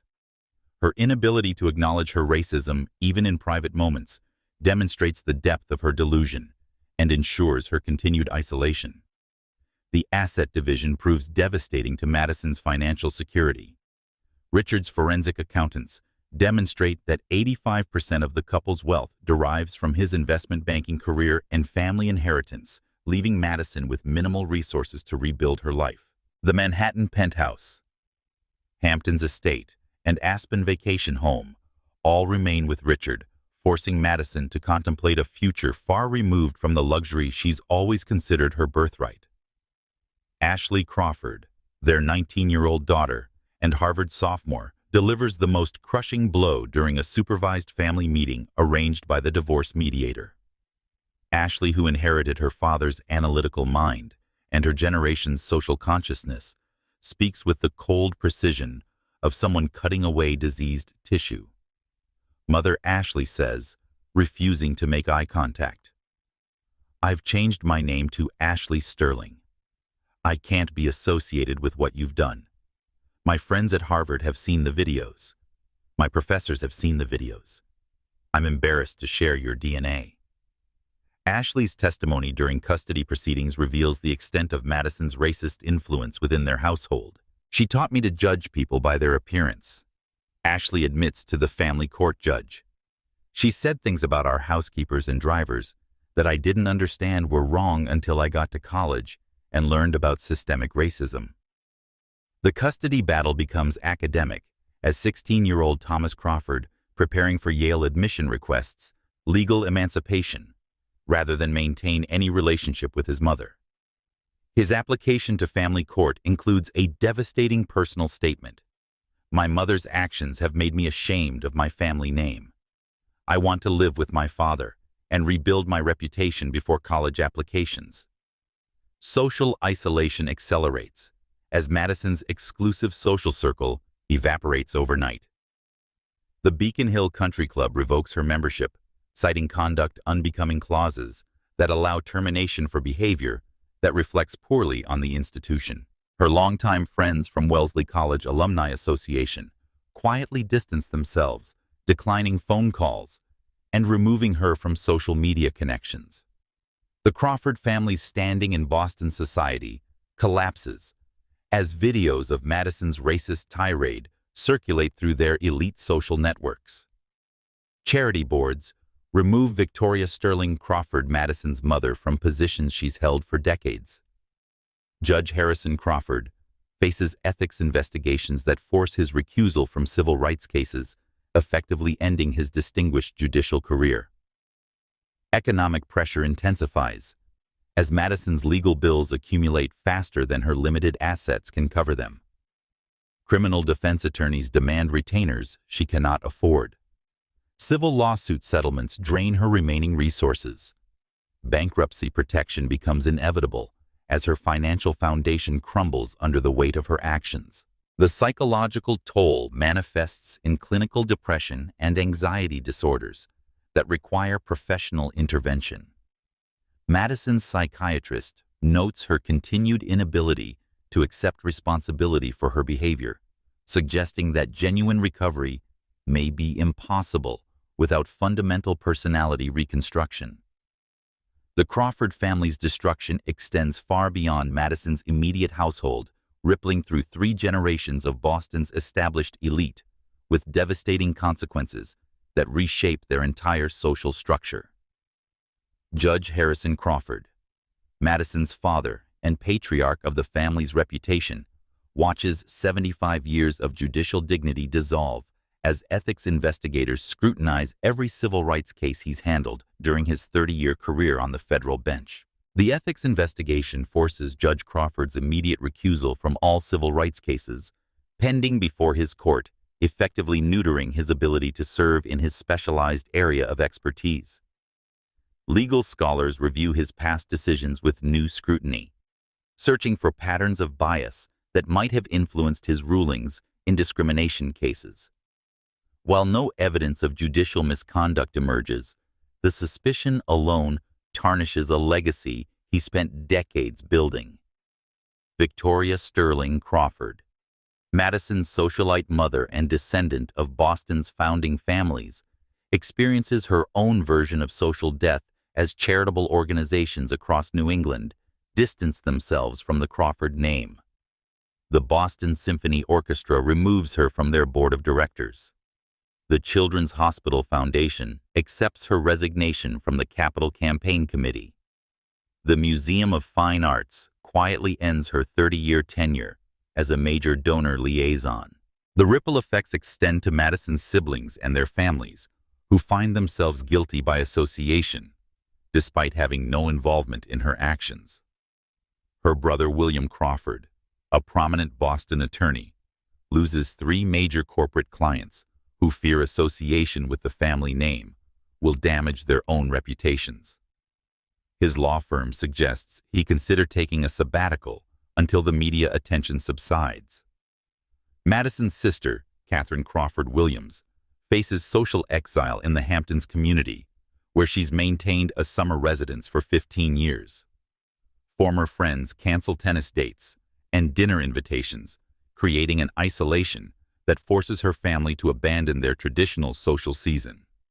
Her children face bullying at their exclusive private school, as classmates recognize their connection to the racist hotel lady. The family's historic Beacon Hill mansion, a symbol of their social prominence for 4 generations, becomes a tourist attraction as social media users conduct racism tours that include stops at significant locations from Madison's story. Property values in their neighborhood decline as the association becomes problematic for other residents seeking to maintain their exclusive reputation. Family financial assets suffer as various business interests become controversial investments. The Crawford Family Foundation faces donor revolts as contributors demand assurance that their charitable giving won't be associated with racist behavior. Investment partnerships dissolve as business associates seek to minimize their liability exposure. Generational impact becomes apparent as Madison's actions affect her children's future prospects and those of their cousins. College admissions officers recognize the Crawford name from news coverage potentially influencing scholarship opportunities and graduate school applications for the next decade. The broader Boston community's reaction to Madison Crawford's racist downfall reveals the interconnected nature of elite social networks and the speed with which social exile can transform entire family legacies.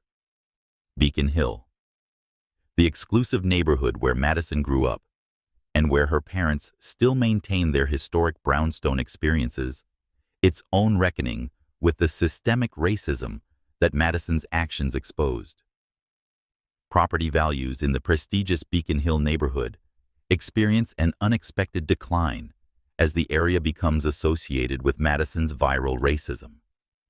Real estate agents report that potential buyers, particularly those from diverse backgrounds, express reluctance to purchase homes in a community that produced such public discrimination.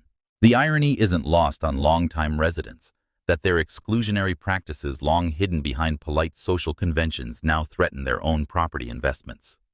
The Phillips Exeter Academy, Madison's prestigious preparatory school alma mater, launches an internal investigation into its alumni culture after discovering that Madison's racist attitudes were evident even during her teenage years. School administrators review decades of disciplinary records and discover patterns of discriminatory behavior among certain alumni that were dismissed as adolescent indiscretions rather than addressed as serious character flaws. Wellesley College faces similar scrutiny as students and faculty examine how an elite women's institution could graduate someone capable of such public racism.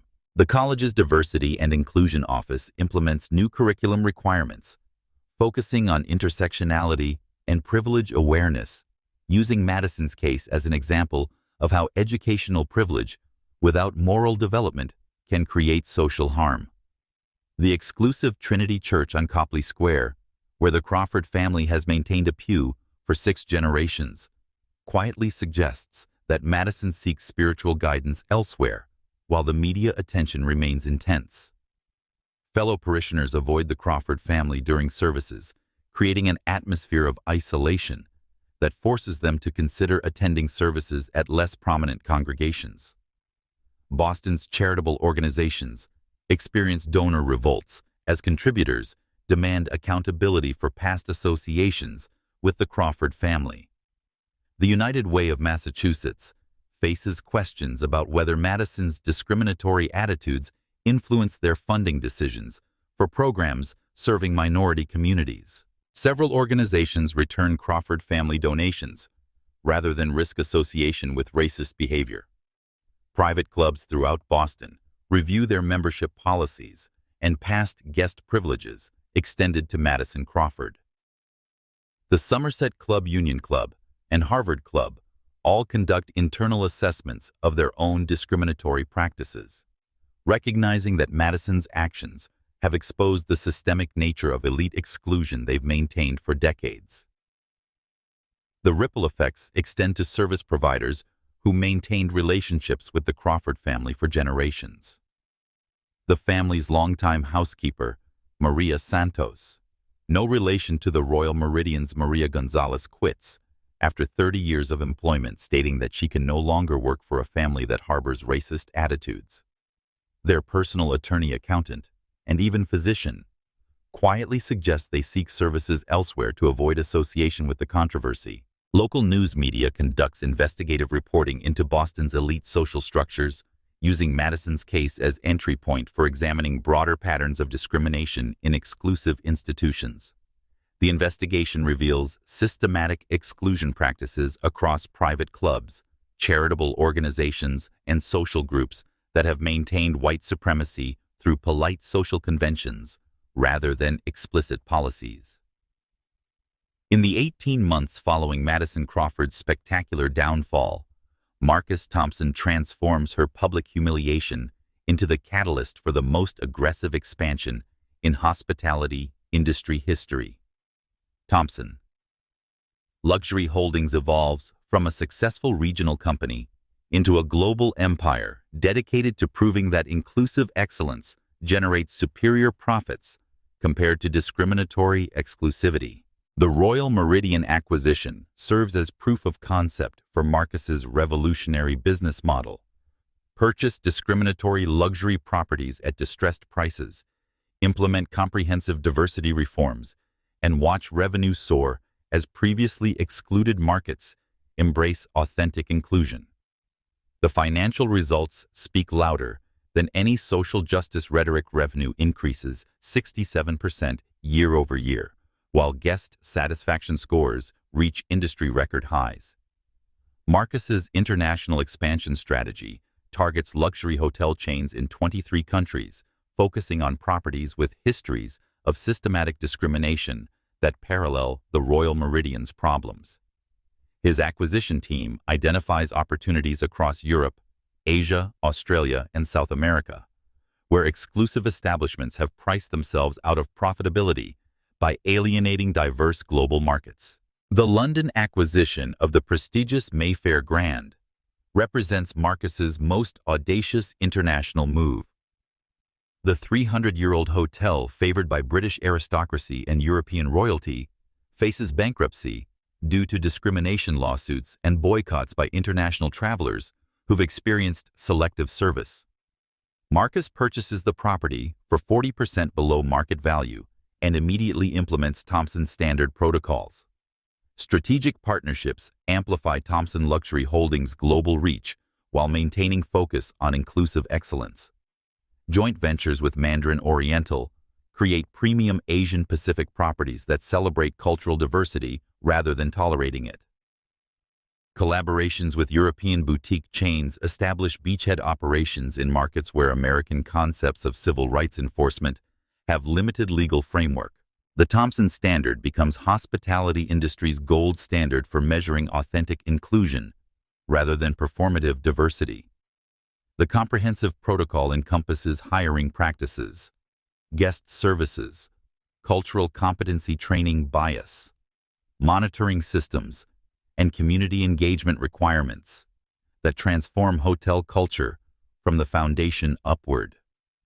Technology integration revolutionizes bias detection and prevention through artificial intelligence systems that monitor customer service interactions for discriminatory patterns. Blockchain-verified diversity metrics provide transparent accountability measures that eliminate the possibility of gaming inclusion statistics. Mobile applications enable real-time discrimination reporting with immediate response protocols that address problems before they escalate. Financial performance metrics demonstrate that inclusive practices generate superior returns compared to traditional luxury hospitality models.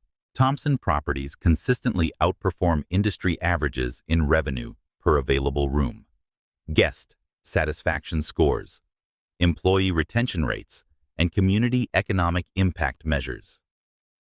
Market valuation of Thompson. Luxury Holdings reaches $12.8 billion within 2 years of the Royal Meridian acquisition, making Marcus Thompson the youngest black billionaire in American history and the most valuable hospitality company globally. The valuation reflects investors' recognition that Thompson Standard properties represent the future of luxury travel. Initial public offering planning positions. Thompson Luxury Holdings, as the first hospitality company to go public specifically as a social impact investment. The IPO prospectus emphasizes sustainable practices, community development, and systematic bias elimination as core business strategies rather than charitable add-ons to profit maximization. Sustainable practices. Implementation across all Thompson properties achieves carbon neutrality by 2025, 2 years ahead of industry targets.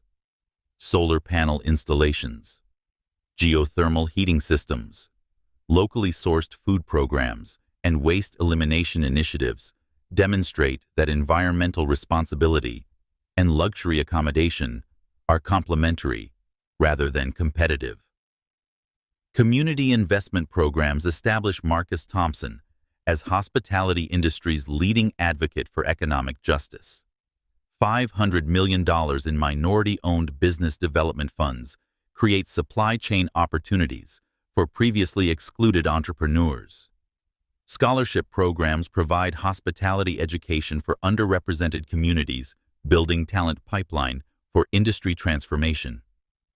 Employee ownership programs offer profit sharing and equity participation to all Thompson Properties staff, creating financial incentives for maintaining inclusive excellence. Workers who were previously exploited under discriminatory management systems become stakeholders in business success, generating unprecedented loyalty and service quality. The ripple effects extend far beyond hospitality, as other industries recognize that Thompson's model applies to any business serving diverse customer bases. Retail chains, restaurant groups, financial services, and technology companies begin implementing similar diversity-driven business strategies using Thompson Luxury Holdings as proof that social justice and profitability are synergistic rather than competing values. Marcus's vision expands beyond business success to systematic transformation of American capitalism, proving that companies built on inclusion and dignity can outperform those built on exclusion and discrimination. Marcus Thompson's commitment to systematic change extends far beyond corporate acquisitions into educational infrastructure that will ensure his hospitality revolution outlasts his personal involvement. The Thompson University for Hospitality Excellence, established on a 40-acre campus in Atlanta, represents the most ambitious private educational initiative focused on inclusive business practices in American history. The university's curriculum revolutionizes hospitality education by integrating civil rights history, cultural competency, unconscious bias training, and economic justice principles into every aspect of business instruction. Students learn revenue management alongside discrimination law, customer service techniques alongside cultural sensitivity, and leadership development alongside social responsibility. Free tuition for underrepresented minorities eliminates financial barriers that have historically excluded talented individuals from hospitality leadership positions. The program attracts exceptional students who bring diverse perspectives and experiences that enrich educational outcomes for all participants. Merit-based scholarships ensure academic excellence, while targeted outreach ensures inclusive enrollment. Partnership agreements with historically Black colleges and universities create pipeline programs that identify promising students during undergraduate studies and provide guaranteed admission to Thompson University graduate programs. Howard University Spelman College, Morehouse College, and 15 other institutions participate in consortium arrangements that strengthen both educational institutions. Faculty recruitment prioritizes experienced professionals who combine industry expertise with commitment to social justice principles. Department heads include former hotel executives who led successful diversity transformations, civil rights attorneys who understand legal frameworks, and academic researchers who study systematic discrimination and bias elimination. Research initiatives generate academic knowledge that supports industry-wide transformation beyond Thompson properties. $50 million in research endowments fund studies on economic impact of diversity, effectiveness of bias training programs, cultural competency, measurement tools, and systematic discrimination identification methods.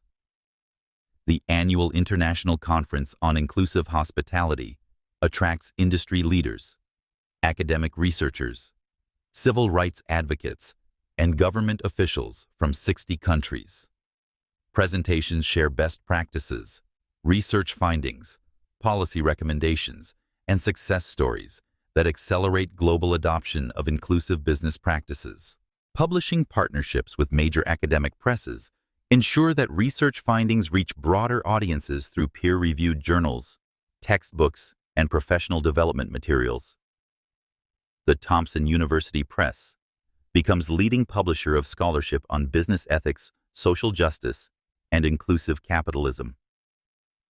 K-12 education outreach programs bring anti-bias curriculum to elementary and secondary schools in communities served by Thompson properties. Educational partnerships provide age-appropriate instruction about civil rights history, cultural appreciation, and personal responsibility for creating inclusive environments. Adult education programs serve existing hospitality workers who lack formal educational credentials but possess valuable experience and cultural knowledge. GED completion assistance, English language learning for immigrant employees, and management training pipelines create advancement opportunities for frontline staff who understand customer service from ground-level perspectives. Industry certification programs establish dignity, certified professional designation that becomes standard requirement for management positions across Thompson properties and increasingly adopted by competitor organizations. Certification requires demonstrated competency in bias recognition, cultural sensitivity, legal compliance, and inclusive leadership practices. International expansion of educational programs brings Thompson University curriculum to partnership institutions in Europe, Asia, Australia, and South America. Distance learning technologies enable global access to specialized training while maintaining academic standards and cultural sensitivity requirements. The economic impact of Thompson University extends beyond individual career advancement to systematic transformation of hospitality industry culture. Graduates carry inclusive leadership principles to positions throughout the industry, creating multiplier effects that spread Thompson Standard practices far beyond properties directly owned by Marcus Thompson. Evaluation metrics demonstrate measurable improvement in bias. Incidents, employee satisfaction, guest satisfaction, and revenue performance at properties where Thompson University graduates hold leadership positions. The correlation between inclusive education and business success provides compelling evidence for industry-wide adoption of similar training programs.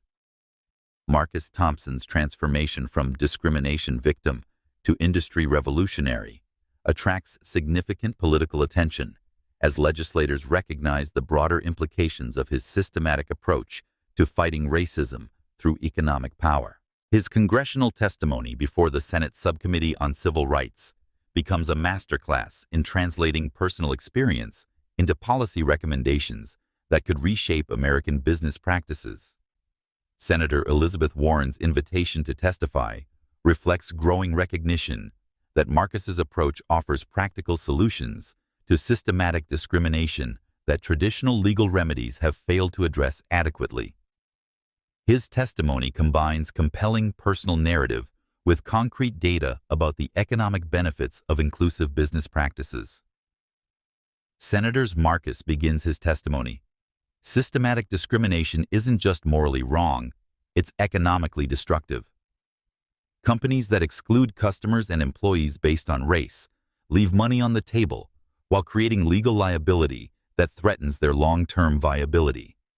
The proposed Dignity in Service Act incorporates Marcus's recommendations for enhanced federal oversight of customer service discrimination. The legislation would require companies with more than 500 employees to report bias incidents, implement mandatory training programs, and submit to periodic discrimination audits conducted by independent organizations.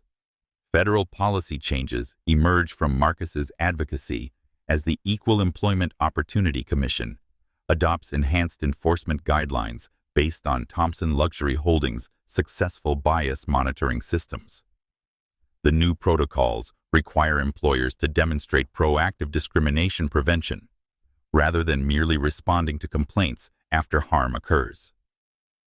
Tax incentive programs reward companies that implement comprehensive diversity and inclusion initiatives modeled on Thompson Standard practices. Businesses that achieve certified inclusion status receive favorable tax treatment, while those with documented discrimination patterns face enhanced scrutiny and potential penalties. International recognition comes through Marcus's appointment as consultant to the United Nations Human Rights Council's Initiative on Business and Human Rights. His expertise in translating civil rights principles into profitable business practices provides practical guidance for international corporations seeking to align profit motives with human dignity requirements. The World Economic Forum's invitation for Marcus to deliver the keynote address on economic justice represents global recognition of his innovative approach to systematic change. His presentation to international business leaders demonstrates that American innovations in inclusive capitalism can provide models for addressing discrimination globally. Presidential Medal of Freedom nomination recognizes Marcus's contribution to civil rights advancement through economic empowerment. The nomination citation emphasizes his demonstration that individual courage can create systematic change when combined with strategic thinking and economic leverage. State-level policy adoption accelerates as California implements Thompson Standard requirements for companies seeking state contracts. New York mandates hospitality bias training based on Thompson University curriculum. 12 additional states pass Madison laws that hold individual managers personally liable for discriminatory behavior. Judicial precedent established through Thompson vs. Royal Meridian influences discrimination law across multiple circuits as federal courts cite the case in 47 subsequent decisions. The precedent strengthens individual accountability requirements while providing clearer guidelines for proving systematic discrimination. Regulatory agencies across multiple industries adopt policies based on Marcus's hospitality reforms, recognizing that systematic discrimination extends far beyond hotels and restaurants into financial services, healthcare, retail, and technology sectors that serve diverse customer populations. Alex Chen's transformation from conflicted assistant manager to hospitality industry leader represents one of the most inspiring redemption stories emerging from the Royal Meridian incident. Within 6 months of Madison Crawford's termination, Alex assumes the general manager position at the hotel that once symbolized systematic discrimination, becoming the youngest Asian American to manage a flagship luxury property in Manhattan. Alex's leadership style combines Korean work ethic inherited from his immigrant parents with inclusive American values learned through painful experience of witnessing discrimination firsthand. His approach to management reflects deep understanding that true hospitality means creating environments where every guest feels genuinely welcomed, regardless of their background, appearance, or cultural identity.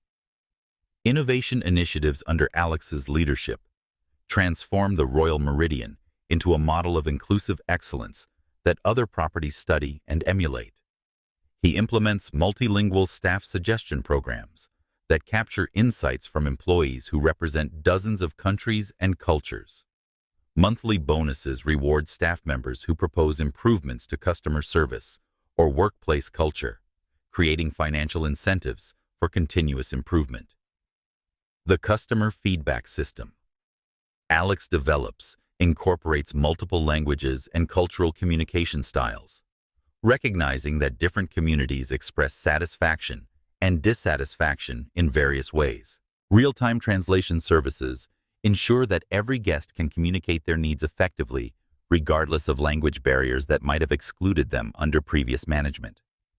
Alex's personal growth parallels his professional advancement as he finds his voice as an advocate for Asian American representation in hospitality leadership.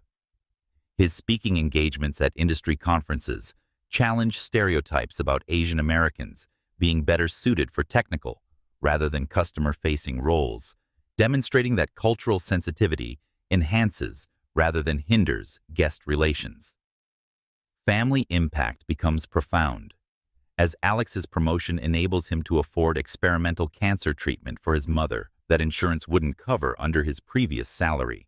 His parents, who sacrificed everything for his education, witness their investment paying dividends, not just financially, but in their son's development into a leader who fights for justice, rather than merely pursuing personal advancement. Educational advancement through Marcus Thompson's sponsorship allows Alex to complete his executive MBA at Wharton, while maintaining his general manager responsibilities. The program focuses on ethical leadership and sustainable business practices, preparing Alex for eventual promotion to regional director, overseeing East Coast operations. Mentorship responsibilities include training other assistant managers facing similar ethical dilemmas to those Alex experienced under Madison Crawford's leadership.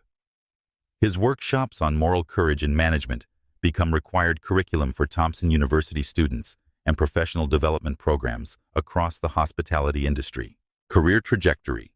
Under Marcus Thompson's mentorship positions, Alex as heir apparent to senior executive roles within Thompson Luxury Holdings' expanding empire. His demonstrated ability to transform discriminatory workplace culture while improving financial performance makes him a valuable leader for properties requiring cultural rehabilitation. Personal relationships flourish as Alex marries Sarah Kim, a civil rights attorney who represents hospitality workers facing discrimination. Their biracial children grow up understanding both privilege and responsibility, learning from their father's experience that silence in the face of injustice makes one complicit in perpetuating harm. David Martinez's evolution from reluctant enforcer of discrimination to passionate advocate for inclusive security represents fundamental transformation of how hospitality industry approaches guest safety and dignity. His promotion to Vice President of Inclusive Security Operations for Thompson Luxury Holdings reflects Marcus Thompson's recognition that authentic change requires leadership from people who understand both the problem and the solution from personal experience. Training development under David's leadership revolutionizes security protocols across the hospitality industry by incorporating bias recognition, de-escalation techniques, and cultural sensitivity into every aspect of security operations. His curriculum draws from military experience in diverse environments, recognizing that effective security requires building trust with communities, rather than treating them as threats. Speaking engagements at police academies and security conferences position David as leading expert on unconscious bias in law enforcement contexts. His presentations to law enforcement professionals demonstrate how military service in diverse international environments provides better preparation for domestic security challenges than traditional police training focused on threat identification and force deployment.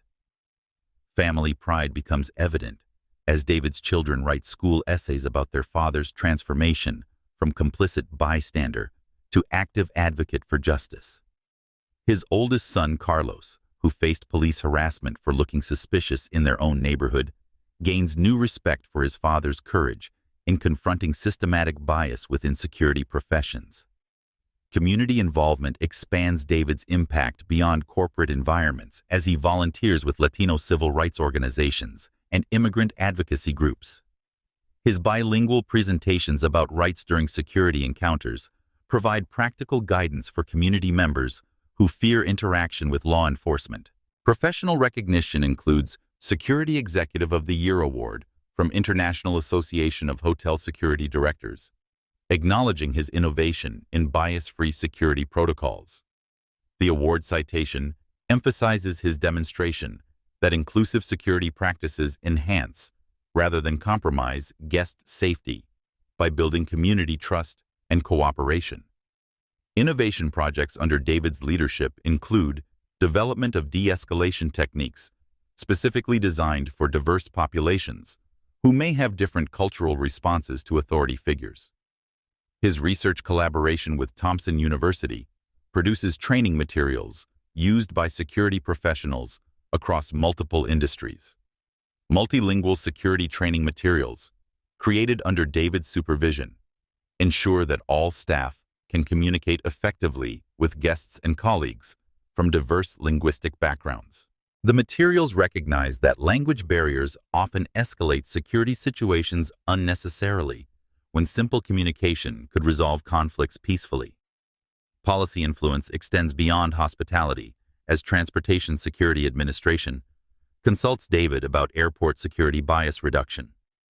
His recommendations for cultural sensitivity training and bias monitoring systems become standard TSA protocols at major international airports. Personal healing occurs through therapy and peer support groups for veterans struggling with moral injury from following orders that conflicted with personal values.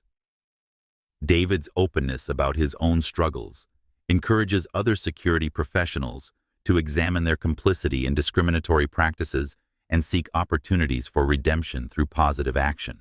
Educational outreach includes guest lectures at criminal justice programs, where David shares real-world experience about the intersection of security, civil rights, and business ethics, preparing future professionals to handle complex situations with greater sensitivity and effectiveness. Maria Gonzalez's journey from invisible housekeeper to Director of Staff Welfare at Thompson Luxury Holdings represents triumph of courage over fear and demonstration that economic justice can elevate entire communities when one person finds the strength to speak truth to power. Her rapid advancement reflects Marcus Thompson's commitment to promoting talent based on character and competence, rather than credentials and connections. Language journey becomes symbol of Maria's broader empowerment as she pursues English literature degree through night classes while maintaining her full-time responsibilities. Her academic success demonstrates intellectual capacity that was dismissed and underutilized during 12 years of discrimination under Madison Crawford's management.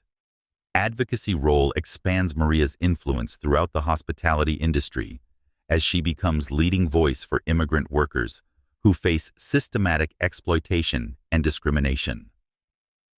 Her testimony before congressional subcommittees on immigration and labor rights provides lawmakers with first-hand insight into experiences of undocumented workers who fear speaking up about workplace abuse. Documentation project results in memoir titled Invisible No More, a housekeeper's journey from silence to justice, that becomes bestseller and required reading in sociology and labor studies courses.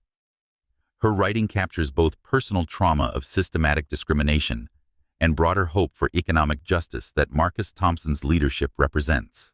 Family success multiplies the impact of Maria's courage as her twin daughters both receive full scholarships to prestigious universities. Rosa's acceptance to Harvard Medical School and Carmen's admission to Yale Law School represent generational advancement made possible by their mother's willingness to risk everything for dignity and justice. Community leadership emerges as Maria wins election to town council in her New Jersey municipality, becoming first Latina to hold elected office in the community. Her platform focuses on immigrant rights, economic development, and educational opportunity, translating her personal experience into public policy advocacy. Labor organizing efforts result in formation of the first union for hotel service workers in Manhattan, with Maria serving as founding president. The union negotiates groundbreaking contracts that include language protection, advancement opportunities, and bias, grievance procedures that become models for hospitality workers nationwide. Cultural bridge building becomes Maria's specialty as she facilitates understanding between management and frontline staff from diverse backgrounds. Her bilingual communication skills and experience with both corporate leadership and worker concerns make her invaluable mediator for resolving workplace conflicts.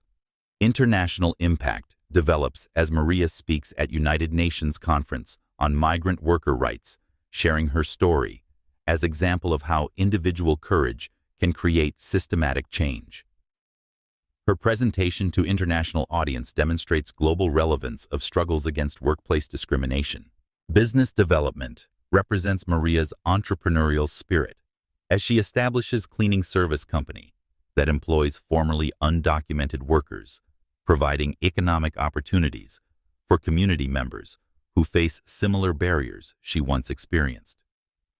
The business becomes successful social enterprise that demonstrates how economic empowerment can transform entire communities.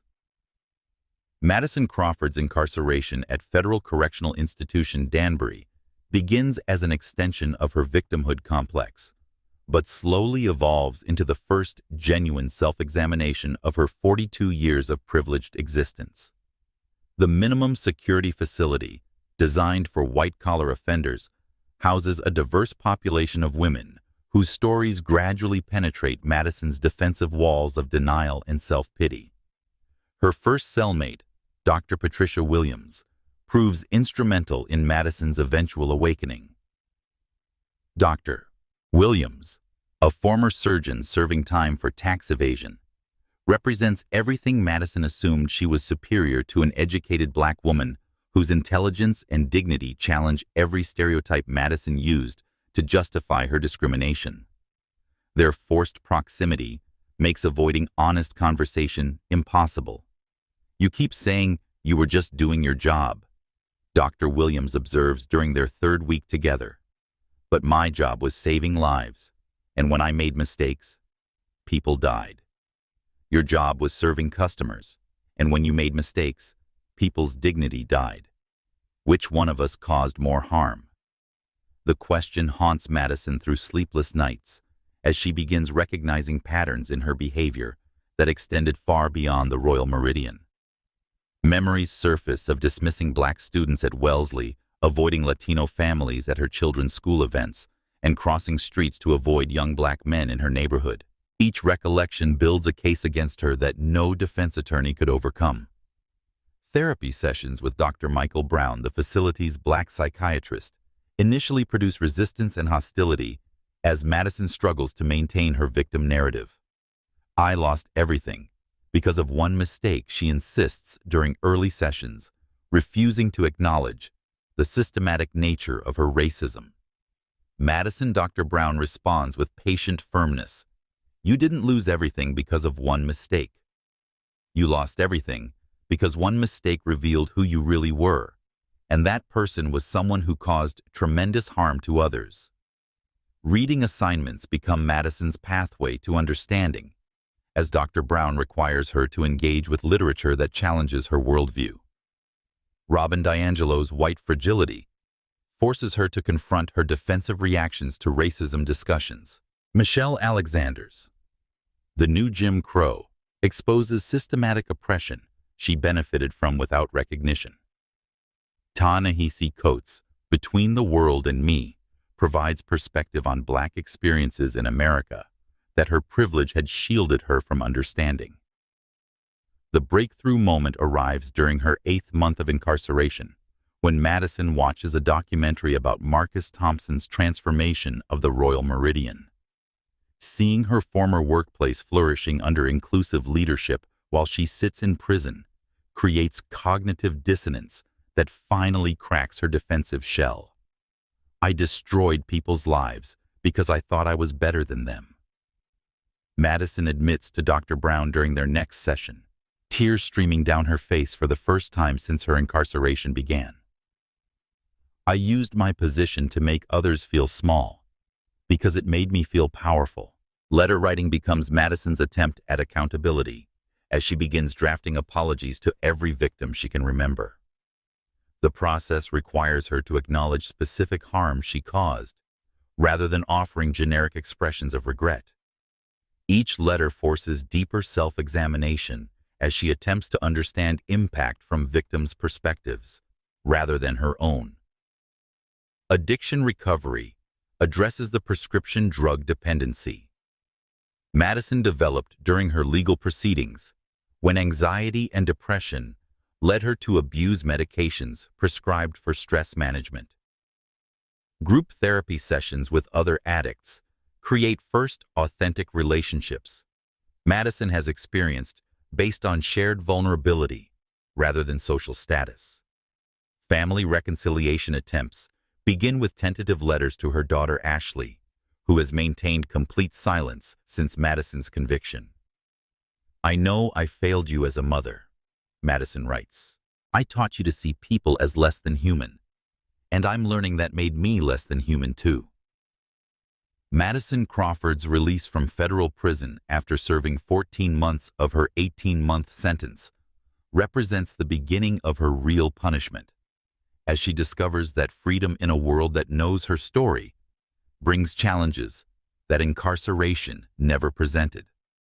Her exemplary behavior during imprisonment tutoring other inmates, participating in every available therapy program, and maintaining perfect disciplinary record earned her early release, but cannot erase the digital permanence of her viral infamy. Probation Officer Maria Santos, a Latina social worker with 15 years of experience managing white-collar offenders, greets Madison with professional skepticism, born from witnessing too many privileged defendants who view supervision as inconvenience rather than opportunity for genuine change. Ms. Crawford Maria states during their first meeting, "I've seen your case file and your media coverage. My job is to ensure you comply with court orders, but your job is to prove you've actually changed." Housing placement in a Newark halfway house forces Madison to confront living conditions she'd previously associated only with other people. Shared bedrooms, communal bathrooms, limited privacy, and residents from backgrounds she'd spent her life avoiding. Her roommate, LaShonda Washington, a former gang member rebuilding her life after drug charges, initially views Madison with suspicion and hostility. "You that racist hotel lady," LaShonda states matter-of-factly on Madison's first night. "What you think you gonna learn from staying here with us poor black folks?" The question stings because it exposes Madison's continued assumption that her punishment involves being forced to live among people she considers beneath her station. The recognition of her persistent superiority complex provides another layer of self-awareness that her prison therapy sessions hadn't fully addressed. Employment struggles begin immediately, as Madison's viral notoriety makes her unemployable in any customer-facing role. 47 job applications result in 47 rejections, as employers recognize her name and face from the global media coverage of her downfall. The few interviews she obtains end quickly when hiring managers Google her background. Carmen Rodriguez, owner of a family Puerto Rican restaurant in Newark, finally offers Madison a position washing dishes after her regular dishwasher quits unexpectedly. Carmen's decision comes despite her family's strong opposition and represents calculated risk based on her Christian beliefs about redemption and second chances. "I give you job," Carmen tells Madison, "but you work hard, you show respect, and you learn something about people you thought you were better than." The dishwashing position humbles Madison in ways that prison therapy couldn't achieve, as she performs manual labor alongside immigrant workers who demonstrate work ethic and dignity that challenge every stereotype she'd maintained about service people. Her co-workers initially treat her with suspicion and occasional hostility, but gradually warm to her genuine efforts to contribute and learn. Community service requirements place Madison in contexts where she must serve the very communities she'd discriminated against. 2,000 hours of mandatory service include work at homeless shelters, civil rights organizations, and immigrant advocacy groups, where her presence initially creates tension and skepticism from staff and clients. Therapy continuation with sliding scale counselor Dr. Elena Martinez provides ongoing support for Madison's psychological transformation. Weekly sessions focus on maintaining accountability while building genuine empathy and understanding of harm she caused. Dr. Martinez challenges Madison to move beyond guilt toward productive action that demonstrates change rather than merely claiming it. Victim outreach becomes Madison's most difficult but necessary step toward accountability as she attempts to make direct amends to people she harmed. Some victims refuse her contact. Others express anger that provides necessary reality check about lasting impact of her actions. And a few offer forgiveness that opens possibilities for healing on both sides. 3 years after her release from prison, Madison Crawford's transformation from racist hotel manager to diversity training consultant represents one of the most unlikely redemption stories in modern American history. Her position at Inclusive Solutions, consulting a firm specializing in bias prevention training, utilizes her unique perspective as former perpetrator of systematic discrimination to provide authenticity that traditional consultants cannot match. Educational achievement through associate degree completion in social work provides Madison with theoretical framework to understand systematic oppression she previously participated in unconsciously. Her coursework in sociology, psychology, and civil rights history contextualizes her personal experience within broader patterns of American racism, helping her recognize her individual actions as part of systematic problem requiring systematic solutions. Professional development occurs as Madison becomes certified diversity trainer through National Association of Diversity Officers, completing rigorous curriculum that includes legal compliance, cultural competency bias, interruption techniques, and program evaluation methods. Her certification carries additional scrutiny due to her background requiring extra documentation of competency and character references from victims and advocacy organizations. Unique value proposition emerges from Madison's ability to speak authentically about racism from perpetrators' perspective, providing insights that traditional diversity trainers cannot offer.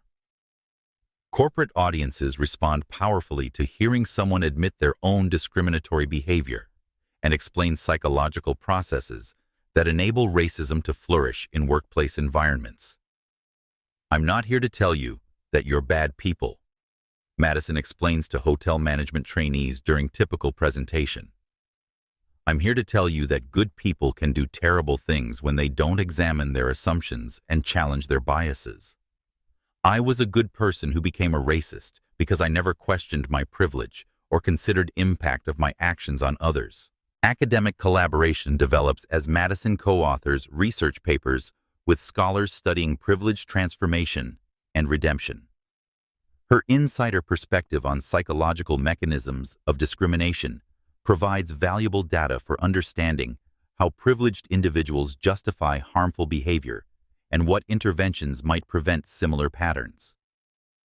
Speaking fees from corporate training sessions are donated entirely to civil rights organizations and victim compensation funds, demonstrating Madison's commitment to using her notoriety for positive impact rather than personal profit. The donations total over $200,000 annually, representing significant contribution to organizations working to prevent discrimination she once perpetuated. Personal relationships slowly rebuild as Madison demonstrates sustained change over multiple years rather than temporary reformation for legal benefit. Her relationship with daughter Ashley remains strained, but shows gradual improvement as Ashley witnesses her mother's genuine commitment to different values and behavior patterns.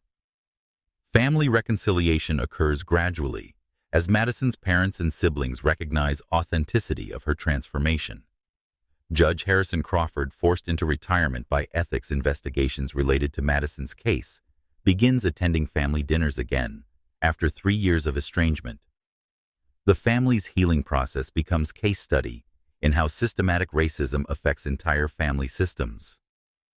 International speaking engagements take Madison to Europe and Australia, where American racial dynamics provide educational opportunities for corporate audiences dealing with their own diversity challenges.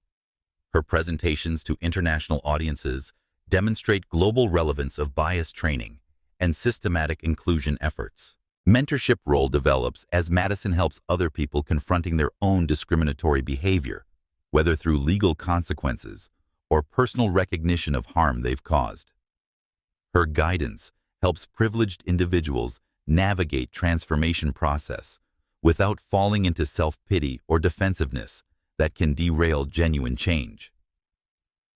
Home ownership achievement represents Madison's financial stability and commitment to remaining in Newark community, where she learned humility and service. Her modest apartment symbolizes rejection of luxury that was built on exclusion in favor of authentic relationships based on mutual respect and shared humanity. Personal relationships include slow, careful dating process with someone who knows her full history and supports her ongoing commitment to anti-racism work. The relationship develops based on shared values and mutual growth rather than social status or financial security that characterized her previous marriage. 5 years after Madison Crawford's spectacular downfall, the Royal Meridian Hotel stands transformed into a living monument to the power of authentic inclusion and systematic change. Marcus Thompson's return to the property feels like visiting a completely different establishment, despite the unchanged marble lobby and crystal chandeliers that witnessed his humiliation half a decade earlier. The energy in the space has fundamentally shifted from exclusive sanctuary to genuinely welcoming environment where diversity isn't tolerated but celebrated. Staff members representing dozens of countries and cultures move through the lobby with confidence and purpose, their interactions with guests characterized by genuine warmth rather than performative politeness designed to maintain barriers. Alex Chen, now Regional Director for Thompson Luxury Holdings, East Coast Operations, personally greets Marcus with the easy confidence of someone who's grown from conflicted assistant manager into accomplished leader. His success story represents thousands of similar transformations across Thompson properties, where inclusive leadership development has elevated talented individuals regardless of their backgrounds or connections.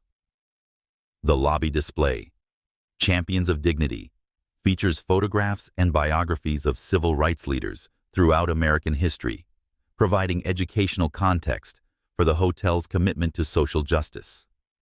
Interactive exhibits allow guests to learn about systematic discrimination and inclusion efforts transforming luxury accommodation into a platform for broader social awareness. Guest demographics reflect the true diversity of global travelers, as families from every continent, business, executives of all backgrounds, and cultural delegations feel genuinely welcomed rather than merely tolerated. The natural integration demonstrates what luxury hospitality looks like when excellence and inclusion reinforce, rather than compete with each other. Service excellence metrics show the Royal Meridian consistently ranking as the highest-rated hotel in Thompson's global portfolio, while maintaining the industry's best diversity and inclusion scores. The correlation between authentic inclusion and superior guest satisfaction validates Marcus's fundamental thesis that dignity and profitability are synergistic rather than competing values. Employee testimonials during Marcus's visit reveal transformation that extends far beyond policy changes to genuine cultural shift. David Martinez, now Vice President of Inclusive Security Operations, reports zero discrimination incidents in the past 18 months while maintaining security standards that protect all guests equally. Maria Gonzalez, elevated to Director of Staff Welfare, oversees employee development programs that have created advancement opportunities for hundreds of workers who were previously invisible in hospitality industry hierarchies. Her success demonstrates how inclusive leadership multiplies positive impact throughout entire organizational structures. Financial performance data confirms that the Royal Meridian generates 34% higher revenue per available room compared to pre-acquisition levels, while employee retention rates exceed industry averages by 89%. The numbers provide compelling evidence that systematic inclusion creates sustainable competitive advantage. Cultural shift becomes evident in spontaneous interactions throughout the property, as staff and guests engage with mutual respect and genuine interest in each other's backgrounds and experiences. The atmosphere reflects organic community rather than manufactured customer service designed to extract maximum revenue from selected clientele. The most surprising element of Marcus Thompson's 5-year anniversary visit to the Royal Meridian comes when he encounters Madison Crawford in the hotel's conference center leading a diversity training session for hospitality management students from Thompson University. The woman who once orchestrated his public humiliation now dedicates her professional life to preventing others from repeating her mistakes. Madison's presence generates initial tension among hotel staff who remember her reign of discrimination, but her genuine transformation over 5 years has earned grudging respect from many former victims. Her ability to speak authentically about the psychology of racism from perpetrators' perspective provides educational value that traditional diversity consultants cannot match. Mr. Thompson Madison approaches him after completing her presentation, her voice carrying humility that would have been unimaginable during their first encounter. "I owe you everything. You saved me from myself by exposing who I really was and giving me opportunity to become someone better." Marcus's response reflects the wisdom gained through years of fighting systematic discrimination while maintaining hope for human redemption. "Madison, I didn't save you. You chose to save yourself. That choice made every day for 5 years is what created the person standing here now." Their conversation, witnessed by hotel staff and training participants, demonstrates the possibility of genuine transformation and reconciliation, even after severe harm has occurred. The interaction provides powerful teaching moment about accountability, forgiveness, and the ongoing work required to maintain authentic change. Staff observation of their respectful dialogue creates learning opportunity about how people can evolve beyond their worst moments when they commit to sustained personal growth and service to communities they previously harmed. The conversation challenges binary thinking about good and evil people in favor of more complex understanding of human capacity for both harm and healing. Media presence documents the meeting as symbol of individual transformation within broader systematic change, illustrating how Marcus's approach creates opportunities for redemption alongside accountability. Reporters recognize the moment as validation of restorative, rather than purely punitive approaches to addressing discrimination. Public interaction between former enemies working towards shared goals of preventing discrimination and promoting inclusion demonstrates maturity and wisdom that inspires training participants and hotel staff. Their professional collaboration models how former adversaries can become allies when united by common commitment to justice and human dignity. The symbolic power of their meeting in the same lobby, where Madison orchestrated Marcus's humiliation, provides dramatic conclusion to transformation's story that began with systematic discrimination and evolved into systematic inclusion through sustained commitment to change. Professional respect evident in their interaction reflects years of proven commitment to anti-racism work, rather than superficial expressions of regret, demonstrating that authentic redemption requires sustained action rather than merely apologetic words.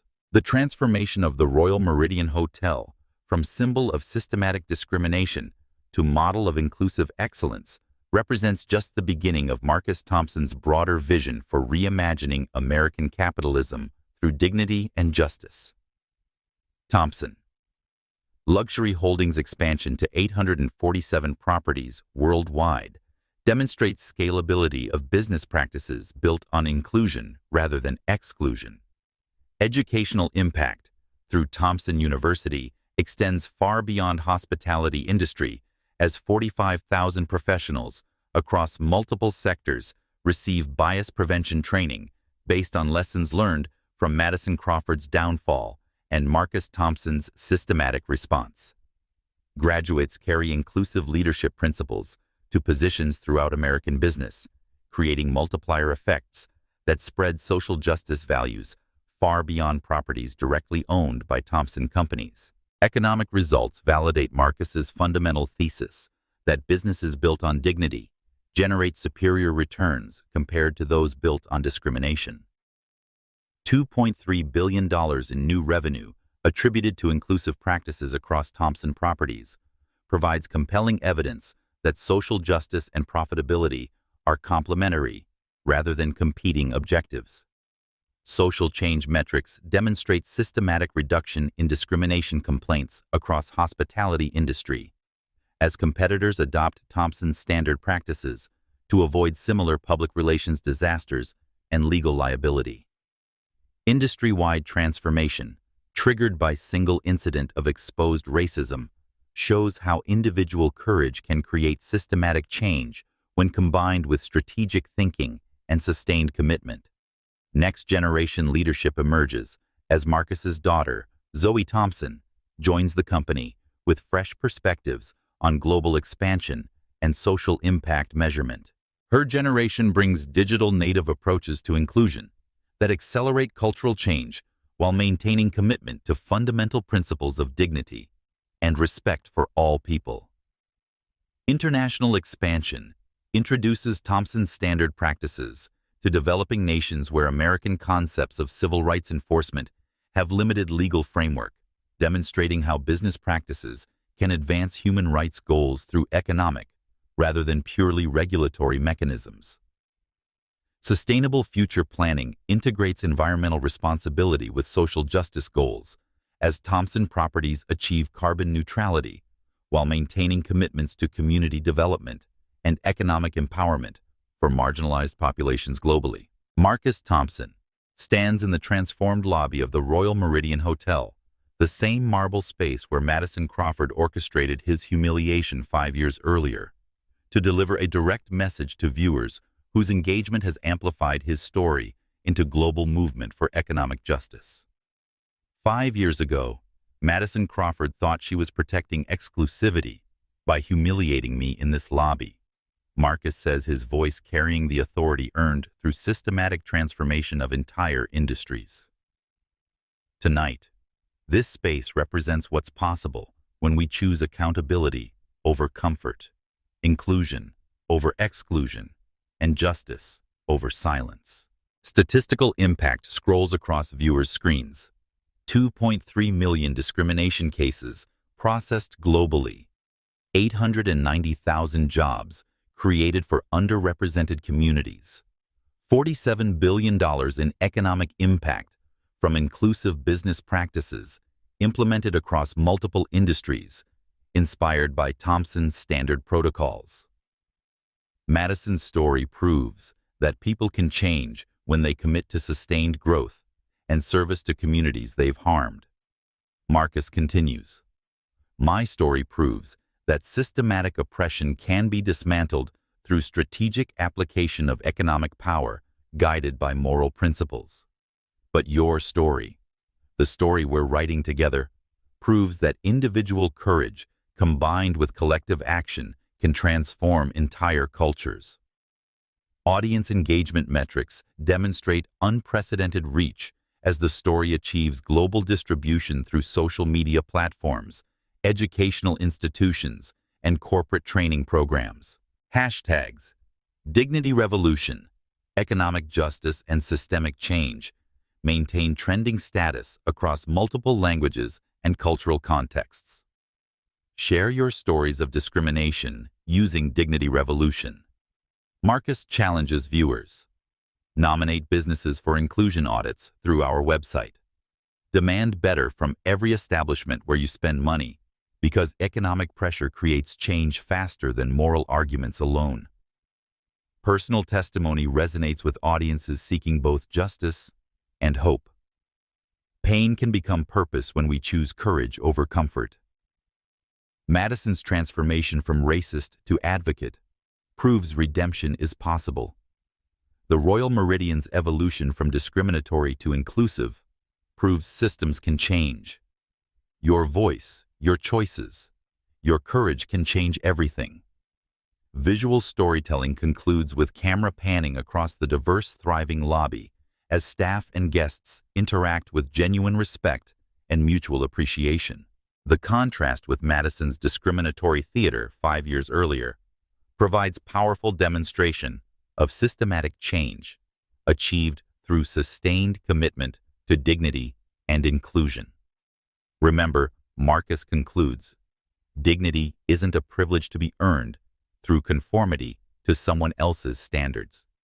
Dignity is a right to be protected through our collective commitment to treating every person with respect and recognition of their inherent worth. The screen fades to black, with Marcus's fundamental principle displayed in multiple languages. Dignity denied anywhere diminishes dignity everywhere. But courage expressed anywhere inspires courage everywhere. This is not just a story about one hotel or one incident. This is a blueprint for how individual courage, strategic thinking, and sustained commitment can transform systematic oppression into systematic justice. The revolution continues. Will you join us